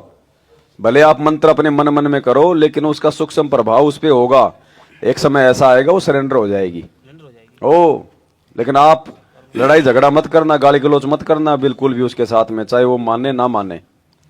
लड़ाई झगड़ा करोगे फिर आपके व्यवहार को देख के फिर वो नहीं जुड़ेगी वो गुरुजी से। तो आपको ये दिखाना पड़ेगा कि वास्तव में भगत हूं। वो दो बातें कह दे, सुन लो, नीचे गर्दन कर लो, बाहर निकल जाओ लेके मोबाइल। जब गुस्सा शांत हो जाए तो वापस आ जाओ, तब उस पर थोड़ा थोड़ा धीरे धीरे उस पर असर होगा। परमात्मा की तरफ से भगत जी काफी चमत्कार भी हुए हैं। पहले भगत मती जो है हमारी दंडवत भी नहीं करती थी, बहुत ज्यादा बुराई करती थी। बल्कि एक बार जो है उन्होंने गुरु जी की फोटो फाड़ दी थी, तो जो है वो बिल्कुल उनका काम खत्म था। 2 पॉइंट खून बचा था, 2 पॉइंट में बिल्कुल वो बाइक पे नहीं बैठ पा रही थी। तो मैं जो है इटावा मोती झील में लेके आया, तो वहाँ तो उसने कहा कि भाई 4 बोतल लगेगी ब्लड। अब मैंने परमात्मा से अरदास लगाई, कोई मेरा साथ नहीं दे रहा। हमने कि परमात्मा आप ही हमारा साथ दे रहे हो, आप ही हो सब कुछ, आपके अलावा हमारा दुनिया में कोई नहीं है। आप जो करोगे ठीक करोगे। तो परमात्मा की दया से जो है हमने अपना जो है 1 बोतल ब्लड निकलवाया, और 1 बोतल ब्लड से जो है परमात्मा ने वो पूरा काम कर दिया भगत जी। बल्कि डॉक्टर ने ये कहा था कि 4 बोतल ब्लड लगेगी, और फिर भी जो है ये 2-3 महीने इनको आराम करवाना पड़ेगा घर पे, और काम धंधा कुछ नहीं करेंगी। और बल्कि उन्होंने जो है 2-3 दिन के अंदर काम धंधा पूरा करने लगी घर का। अच्छी बात है, मालिक का शुक्रिया अदा करो। हम तो मालिक का शुक्रिया अदा करते हैं भगत जी बराबर, हमें तो पूरा विश्वास है, क्योंकि हमारे साथ ऐसा हो रहा है कि। लेकिन जो पिताजी जो हमारे हैं वो मैनेजमेंट से लगी हुई, वे नहीं बात मान रही है। उनकी करनी उनके साथ, उनको सच्चाई दिखा दी, बल्कि वो क्या कह रहे हैं, सच्चाई से कुछ नहीं होता भगत जी। संस्कार जब तक मजबूत नहीं होगी, सच्चाई वच्चाई कुछ नहीं होती। अब भगवान पूरी दुनिया को सच्चाई तो बता रहे हैं शास्त्रों की, कौन कौन स्वीकार कर रहा है? उनको अपने हाल पे छोड़ो, आपके समझ में आ गए, आप आगे बढ़ो। बल्कि उन्होंने गाली गलौच भी मेरी की, फिर भी मैं जो है गाली सुनने के बाद भी मैं उनको जो है आपका वीडियो दिखाने गया, और समझो आपसे बुराई करती है, और हमारी भक्तमती बोल रहे हैं कि वो तो आपसे उल्टा सीधा बोल रहे हैं, और फिर भी आप उनके पास। चलो हमने कि पिताजी आप अपने भक्तपणे पे रहो, वो क्या करता है क्या नहीं करता, उसके कर्म उसके साथ। हमें उनको समझाना चाहिए। ये कलयुग है भगत जी, आप बेटा बाप को समझाएगा, ये सतयुग थोड़ी है जो बाप अपने बेटे को समझाएगा। ये कलयुग है। अब परमात्मा दया कर रहे, उतना काम हम कर रहे हैं, हम क्या कर सकते हैं? कोई नहीं, तो उनके संस्कार है, भक्ति पे तो लगाए हुआ है जैसे तैसे, है तो गुरु जी की शरण में है, तो शरण में ठीक है। तो चोट वाट खा के ठीक हो लेगा आने वाले समय में। चोट तो इनको काफी लग चुकी है। हाँ, और लग लेंगे, अभी नहीं लगी ना डंकी, अभी डंकी नहीं लगी। आस्था जो है, और बेटे जो है उनके जो गलत काम करते हैं उनके उनमें ज्यादा आस्था है उनकी। तो भगत जी देखो, मैनेजमेंट से जुड़ा हुआ है, वो काल प्रेरित है। वो लोभ लालच स्वार्थ इन सबको महत्व देगा। हाँ, ये सारी ठीक है, आपके दया परमात्मा की, आपको मालिक ने सच्चाई से जोड़ दिया, शुक्र मनाओ। सच्चाई जैसे भक्त जी, जैसे मेरा कंटिन्यू कार्ड आ जाए फौज का आर्मी का, अब ये बताओ कार्ड, जैसे मेरा कार्ड की लिमिट खत्म होगी सामान की, ग्रोसरी का सामान की, और भक्त जी दूसरे का स्टाफ वाला कार्ड ले सको अपने जो नौकरी करता है। जबकि कार्ड में क्या उसका भी जो दिक्कत? आप मत देना अपना कार्ड किसी को, नहीं तो वो फालतू की चीजें खरीदेंगे। दूसरे का ले सकते हो कार्ड आप अपना कार्ड मत देना किसी को। ठीक भाई आप तो लेगे तो आप तो उस कार्ड से कोई अच्छी चीज लोगे, अब वो पता नहीं क्या क्या सामान खरीद लेगा, वो दारू का पवा भी ले लेगा। नहीं भाई जो दारू वाला नहीं, हमारा ग्रोसरी का जैसे साबुन तेल का सामान का जैसे, फिर भी मत दो अपने कार्ड से, मत दो। कहीं और ग्रोसरी का ले तो भी मत दो। हाँ ये भी पता, कभी कई बार क्या होता है, अगरबत्ती खरीद ले या कैंटीन से कुछ भी खरीद लेगा, कोई पूजा पाठ का सामान खरीद लेगा, कोई माता जी की चुनरी खरीद लेगा।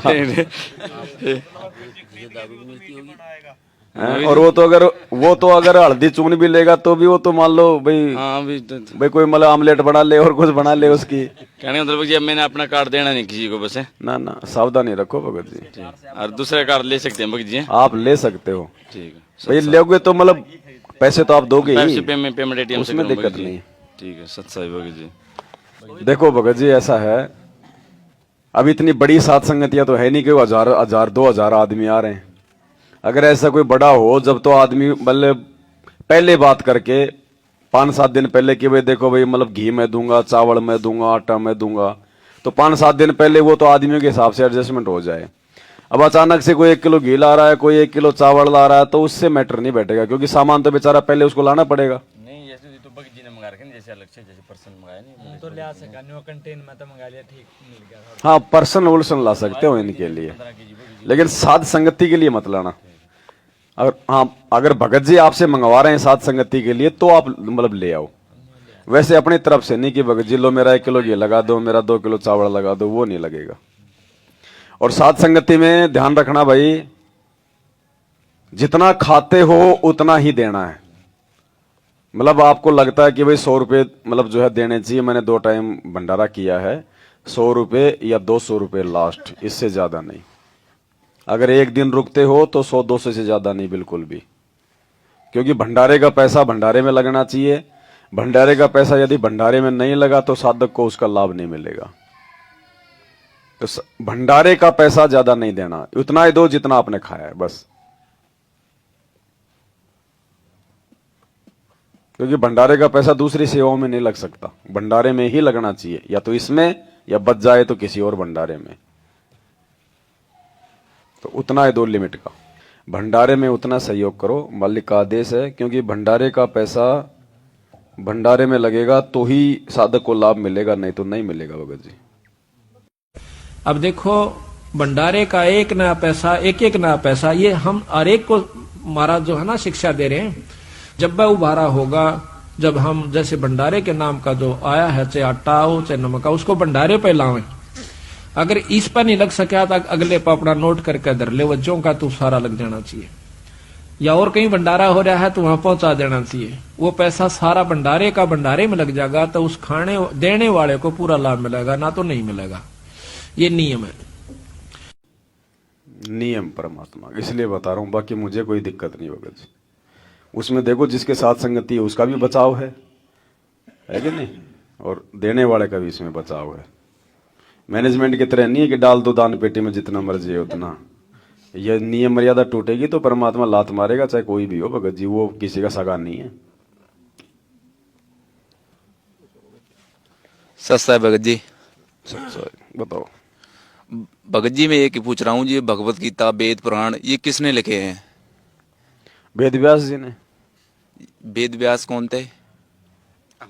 वेद व्यास जो है द्वापर युग में हुए थे, परमात्मा ने उसको सद्बुद्धि दी थी, नहीं तो काल थोड़े लिखवाता ये वेद किराण पुराण, ये तो परमात्मा ने लिखवाए।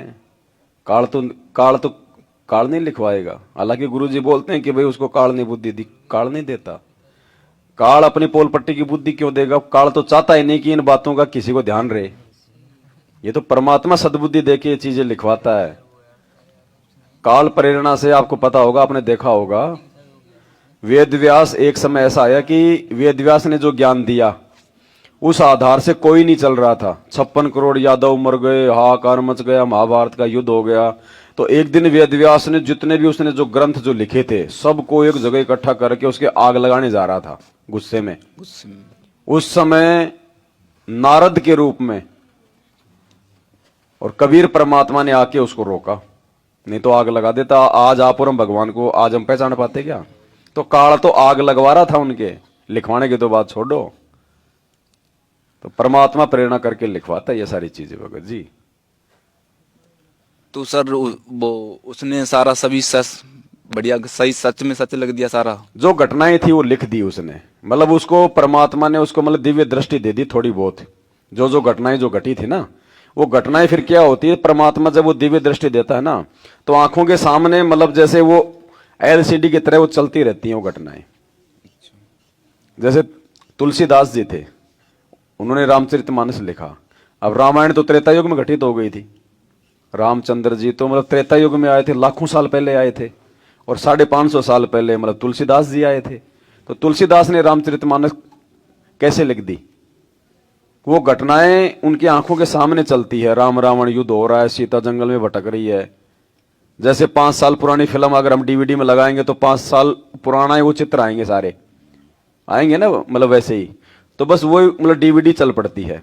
जैसे महाभारत का युद्ध कहाँ हो रहा था, और अंधे धृतराष्ट्र को संजय कहाँ मतलब जो है बैठा बैठा बता रहा था कि साहब अब ये हो रहा है, अब ये हो रहा है, क्योंकि उसको दिव्य दृष्टि दी थी। उसको दीवार पे वो एलसीडी की तरह पूरा महाभारत का जो है वो चल रहा था युद्ध।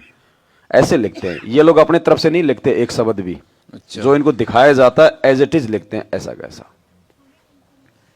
नहीं। ऐसे थोड़ी कोई लिख सकता है पहले क्या हुआ था क्या नहीं हुआ था, किसी को पता थोड़ी है। और भगत जी एक क्वेश्चन और है कि चाय क्यों नहीं पीनी चाहिए इसका?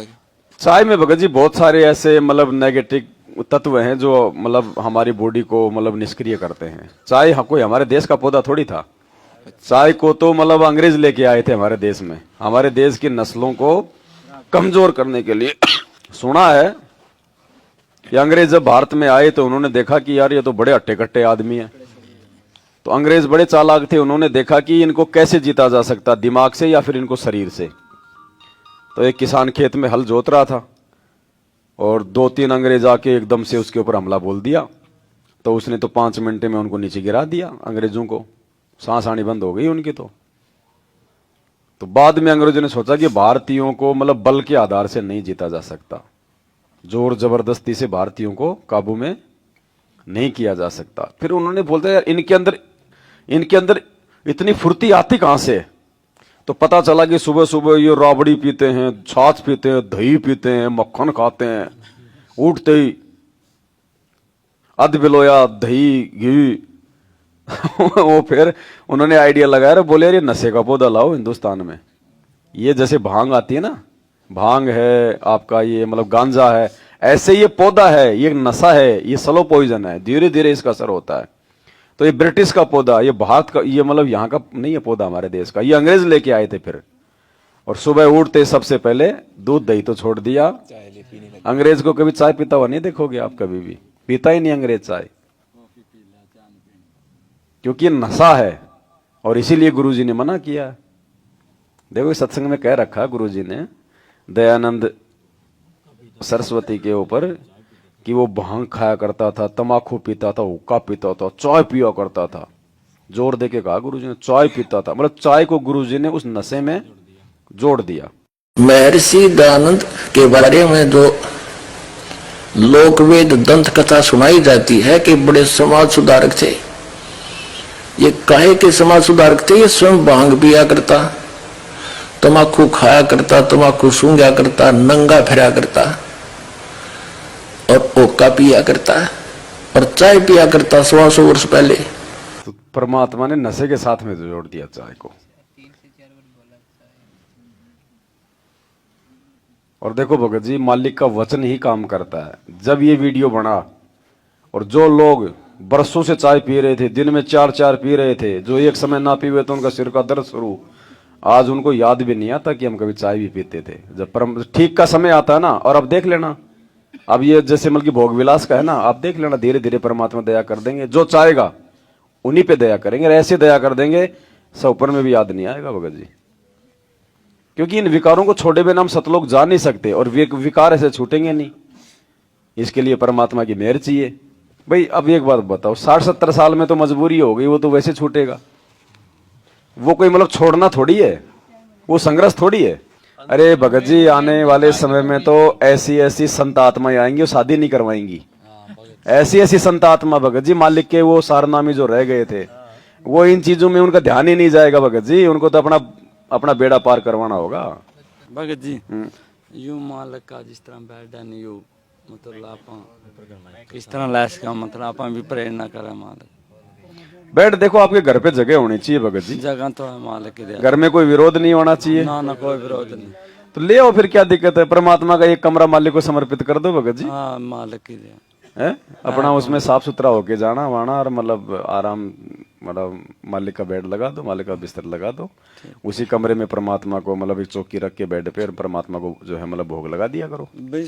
जिस तरह आरती तीनों टाइम की अलग कमरा में करा के उसमें देखो हमने तो इसलिए उस कमरे में आरती करना भगत जी उचित नहीं समझा कि मान लो अपन मतलब आरती कर रहे हैं, अब एक तरफ तो अपने भगवान को उसमें विराजमान कर दिया, अब देखो फॉर्मेलिटी के लिए कर रहे हैं जब तो बात अलग है। अगर आपको विश्वास है और पूरी दृढ़ता है कि भगवान आप जरूर आओगे, आप जरूर आप इस पे विराजमान होगे, उस हिसाब से यदि आपने किया है तो भगत जी मतलब वहां पे शुद्धता का बहुत ध्यान रखना है। अब 2 4 5 10 मिनट की तो बात अलग है, मान लो सुबह अपन नित्यनेम कर रहे हैं 40 मिनट लगती है, 45 मिनट लगती हैं, अपन तो जीव है भगत जी, सुबह सुबह मान लो हम कभी फ्रेश हुए कभी नहीं हुए, फिर वहां पे मतलब गैस आएगी कभी कुछ आएगा, तो परमात्मा के पास में फिर वो चीज अलाउ नहीं है। मतलब आरतियां अलग कमरा में, आरती अपने कहीं भी हॉल में खड़ा होके कहीं भी कर लो, कोई दिक्कत नहीं। उस कमरे में खाली मालिक को दंडोत करना या फिर जैसे परमात्मा को भोग लगाना, बस खाली उस समय रहो परमात्मा को, या सुबह शाम जैसे परमात्मा के चरणों की सेवा करनी है जो मतलब 5-10 मिनट आप उस समय जाओ। भगत जी जैसे हमारे पास बाड़ा में तो जगह नहीं बेड लाने की, हम जैसे इकट्ठा ले आ सकते हैं, दोनों पैसे लगाओ में उसमें। हाँ कोई दिक्कत नहीं, अपना एक जगह स्थापित कर लो मालिक की, जब भी आपको मौका मिले उदाहरण जाने का आप भी मालिक की चरण सेवा करो, कोई मालिक की जगह हमारा तो सारा कोई दिक्कत नहीं। देखो हमने ये कहा भगत जी, जिसके पास जगह है, जिसकी आर्थिक स्थिति अच्छी है, जिसके घर में विरोध नहीं है, वो करो इन चीजों को। हर किसी के लिए ये कंपलसरी नहीं है, कंपलसरी नहीं है भगत जी कि हमने जबरदस्ती लाना ही लाना है, वो नहीं। साधु भूखा भाव का भाव, ये तो अपने भाव बनाने के लिए भगत जी। क्या पता कौन से दिन परमात्मा हमारे घर पे आ जाए, बताओ फिर क्या करें। देखो कई चीजें ना, अब एक तरफ तो हम भगवान को भोग लगा रहे हैं घर पे, अब भोग लगा रहे हैं, अब हो सकता है परमात्मा की आराम करने की भी इच्छा हो जाए, कहां लेटेंगे। सोचने की बात है, रिश्तेदार घर पे आ गए, हम खाना खिला देते हैं, खाना खिला के हम खुद ही रिक्वेस्ट करते हैं जी थोड़ा घंटा 2 घंटा आराम कर लो फिर चले जाना, तो परमात्मा की भी तो इच्छा होगी अपने भगत के घर पे आराम करने की। अगर भोग लगा रहे हैं तो भगवान ने तो आना पड़ेगा, हम चाहे मतलब कि झूठ मूठ में भोग लगा रहे हैं, लेकिन ये विधान है भगत जी। भगत अगर अपने मुंह से वो वाणी बोल देगा कि परमात्मा भोग लगाने के लिए आओ, अपनी पवित्र रचना से पवित्र करो, तो भगवान आएगा, आएगा तो भगत जी फिर वो बंदी छोड़ सतगुरु रामपाल जी भगवान की जय। और फिर हमारे मन में भी हमेशा मतलब कि भय सा होगा ना फिर कि यार देखो मतलब जो है परमात्मा है, अंदर मालिक है, परमात्मा है, तो हमारी रहने करने भी ऑटोमेटिक उसी अनुसार हो जाएगी। नीची आवाज में बात करना, आदीनी से बात करना, उस घर में लड़ाई झगड़ा नहीं होगा फिर भगत जी, क्योंकि सबको भय सा रहेगा कि भाई है गुरु जी। सब लाओ भाई, जिस जिसकी, हाँ तो कोई देखो मजबूरी वाली बात अलग है, मजबूरी में तो फिर कोई दिक्कत नहीं। परमात्मा का जहां भी दरबार लगा रखा है, सुबह शाम अपना 5-10 मिनट अपना सामने रख के एक जो है मतलब तकिया और आंख बंद करके मालिक का उसी को दबाओ, मल जो है परमात्मा के उच्चारण समझ के।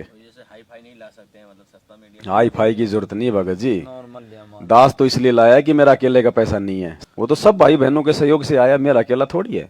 और फिर हमने तो पूरी मतलब की शिद्दत से लाए कि जब कल को गुरु जी आएंगे तो जाना आश्रम में ही है। अब ले आऊं अपन 6 फुट का, गुरु जी की हाइट 6.5 फुट की है, तो फिर क्या फिर सोएंगे गुरु जी फिर उस बेड पे।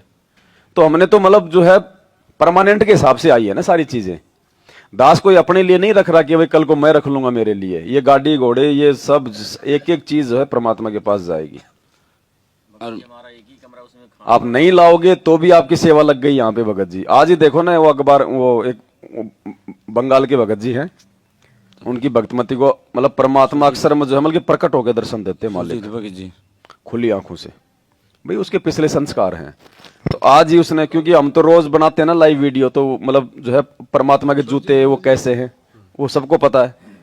तो और उसको परमात्मा ने कल सुबह 6:30 बजे उसके घर पे प्रकट होकर दर्शन दिए। वही जूते उसने जो है परमात्मा ने वही जूते पहन रखे जो अपने घर पे हैं। तो आज उसने बना के डाला। परमात्मा जो रूम है जिसमें बेड लगाएंगे ये परमानेंट खुला रहेगा या जैसे नहीं वैसे मतलब भाई अब अपने घर पे तो क्या जैसे मतलब एसी है तो एसी के लिए तो उसको बंद रखना पड़ेगा, बाहर से आगल नहीं लगानी, वैसे बंद करना पड़ेगा। नॉर्मली एक जो है मतलब पर्दा लगा के रख लो, अगर कोई पंखा वंखा घर पे है तो फिर वो पर्दा लगा के रख लो। मतलब हर किसी को एसी लगाने की आवश्यकता नहीं है भगत जी, वो तो सबके सहयोग से सबकी सेवा लगी। आप अगर अपने अपने घर पे नहीं भी लगाओगे ना तो भी आपकी सेवा जो है वो लग रही है सबकी। और एक्स्ट्रा किसी के पास कोई जगह है, व्यवस्था अच्छी है, कोई चाहता है कि मैं अपना मतलब वो पर्सनल अपने गुरुजी के लिए करूं। एक बात बताओ, लोगों ने तो उन पत्थर की मूर्तियों के लिए अरबों खरबों के जो है मतलब मंदिर बना रखे हैं, सोने के जो मतलब झूले बना रखे हैं। हमारा तो जिंदा जगदीश है कि हम अगर एक बेड भी लगा देंगे भगवान के लिए तो, और देख लेना भगत जी जो जिस भाव से लगाएगा ना परमात्मा लेट के भी दिखाएगा एक दिन। और लेटता तो रोज ही है खैर परमात्मा जब हमने लगा दिया तो, लेकिन एक दिन परमात्मा हकीकत में भी दिखाएगा। बहुत सारे भगत हैं भगत जी, उनकी चम्मचें उल्टी मिलती हैं, वो उनका मतलब रोटी आदि मिलती है, ये परमात्मा विश्वास दिलाते हैं। जब नामदेव का दूध पी सकता है, कर्माबाई का खींचड़ा खा सकता है, तो हमारा तो साक्षात परमात्मा क्या नहीं कर सकता भगत जी। सच्चाई भगत जी जैसे 2-3 दिन पहले मैंने क्या जैसे रात को मैं तैयारी करके रख देता हूँ, सुबह जैसे चरणोमृत के लिए अरे कप में रख देता हूँ, आधा का पूरा कप रख के पानी का भगत जी। और सुबह उठे नहीं भगत जी मैं मंदिर के ऊपर रखा था कप, और भगत जी मेरे को आधा मिला, तो 3-4 दिन पहले की बात है। मैंने पूरे बच्चों को पूछा क्यों ताला लगा दिया मैंने, कोई उसके बाद तो सुबह ही खुलेगा भगत जी गेट, और भगत जी पूरा कप भर जाता पानी का, और फिर रात सुबह मेरे को आधा मिला भगत जी। देखो भगत जी परमात्मा धरती पे है, कोई बड़ी बात नहीं है, 3-4 दिन पहले की बात है भगत जी, कोई बड़ी बात। देखो इसका मतलब भगत जी मैंने जैसे नामदेव का दूध पी लिया तो पूरे गांव में पंचायत कर दी कि दिखा पी के, क्योंकि उनको विश्वास नहीं था। और हमें ये चीजें बिल्कुल नॉर्मल लगते हैं कि भाई पिया होगा भगवान ने, कौन सी बड़ी बात है, परमात्मा धरती पे कुछ भी कर सकता है, हमारे लिए कोई बड़ी बात ही नहीं है। इसका भगत जी जबकि मैंने भगत जी अभी तक रखे नहीं ना जगराम रखे भगत जी, जैसे अभी इसका मतलब भगत जी जाके रख। अरे लेकिन ऐसे ऐसे चमत्कार दिखा दिए उसके बाद भी लोग मैनेजमेंट में गए। वो गुड़गांव वाली बहन की परमात्मा चाय पी जाया करते थे आधा गिलास, और उसके बाद भी वो मैनेजमेंट में चली गई। हाँ, और एक के साथ वो जज्जर वाली बहन वो सजना, उसके साथ तो परमात्मा आरती में जो है के साथ में खड़े होते थे, पूरा मैनेजमेंट की उसको हिस्ट्री बताया करते थे, और आज देखो वो कहाँ चली गई। ये संस्कारों की बात है भगत जी, जबरदस्ती नहीं रख सकते। आप लोग भोग करते हो, भंडारा करते हो, आरती करते हो, हर टाइम में आपको विश्वास दिलाते हैं भगत जी परमात्मा हर किसी को। परमात्मा यहाँ नहीं है, आपके सामने साथ अच्छा परमात्मा के बिना ये हो सकता है क्या? आप उन चलो ठीक है, गारंटेड बात है भगत जी, आप यहाँ बैठे हो, आप कितने भाई बहन हो, आपको किसी को नींद नहीं आ रही, किसी को नींद आ रही है? मतलब ही नहीं ना। आप उन आश्रमों में एक रात मुझे जाग के दिखा दो, 2 दिन तक घर पे नहीं सोओगे तब तक आपकी नींद पूरी नहीं होगी, और यूं लोगे वहां लटके झटके, क्योंकि वहां परमात्मा नहीं है। ये चर्चाएं और इस समय ये भगवान के आशीर्वाद के बिना नहीं हो सकती। जैसे भगत जी सुबह हम इधर भोग लगा रहे थे हलवाराम का, हम आज सुबह पहुंच गए 8 बजे भगत जी। अरे भगत जी जैसे भोग लगा रहे थे मेरे को बड़ी रोनी आई मान ली, जब भोग लगा रहे थे भगत जी सुबह, आज की बात है इधर मुकेश भगत जी के इधर अंदर से आत्मा रो रही, जैसे मेरी आंख पूरी उसके अंदर। तो देखो भगत जी हमारा हृदय हमारी आत्मा इतनी निर्मल हो गई है कि ये तो कोई बड़ी बात नहीं भगत जी। जहाँ परमात्मा की कोई चर्चा चले, कोई सत्संग सुने, ऐसे कोई मार्मिक कोई शब्द आ जाए, वो तो ऑटोमेटिक ही आ जाता है भगत जी, क्योंकि हम अंदर से जो है मतलब पवित्र होते जा रहे हैं, है ना। बाकी परमात्मा तो आप नहीं रहोगे तो भी आएंगे भगत जी। रोना तो अच्छी बात है, आपके पाप कर्म और ज्यादा जो है मतलब साफ हो रहे हैं। वो तो मालिक ने कह रखा कि जब तक आपको रोना नहीं आएगा तब तक तो भक्ति प्रवेश नहीं है। वो भी आएगा धीरे धीरे, सबका ही आएगा, जिसका नहीं आ रहा उसका भी आएगा, थोड़ा समय लग जाता है, किसी का 2 दिन पहले, किसी का 2 दिन बाद में। इसी भक्ति से आएगा, इसी प्रक्रिया से आएगा, दूसरा कोई तरीका नहीं है। हमारे ऊपर है हम कितनी मर्यादा में है, कितना हमारा हृदय साफ हो पाता है। मर्यादा में है तो परमात्मा हमारे उतना ही हमारे नजदीक आएगा भगत जी। मन में छल कपट राग देवे ईर्ष्या ये चुगली चाटा ये निंदा विंध्या होगा तो परमात्मा नहीं आएगा, ना रोना आएगा ना कुछ हो रहा। दुख में जरूर आ सकता है रोना कि भगवान मेरे ये नुकसान हो गया, मेरे वो दिक्कत हो गई, उसमें जरूर रोना आएगा, लेकिन वैसे रोना नहीं आएगा जो एक आत्मिक होता है ना रोना, कि जैसे मतलब वैसे मतलब कि भावुक हो जाए आदमी, मतलब बिना टेंशन के ही अचानक से, वो असली रोना है भगत जी। सत्संग सुन रहे हैं, सुनते सुनते ऑटोमेटिक आंखों से आंसू गिर रहे हैं। ना कोई डिमांड है, ना कोई चीज की हमारे घर में कोई कमी है, फिर भी हमारी आंखों में आंसू आ रहे हैं, रोना आ रहा है भगवान के लिए। वो है भगत जी असली रोना। बाकी दुख में तो लोग भगत जी जो मतलब कि पत्थरों के आगे भी रोते हैं, वो कोई रोना नहीं है भगवान के लिए। एक अंदर से गिलोर अलग ही आती है रोने की भगत जी, उसमें कोई डिमांड नहीं होती परमात्मा से, ऑटोमेटिक।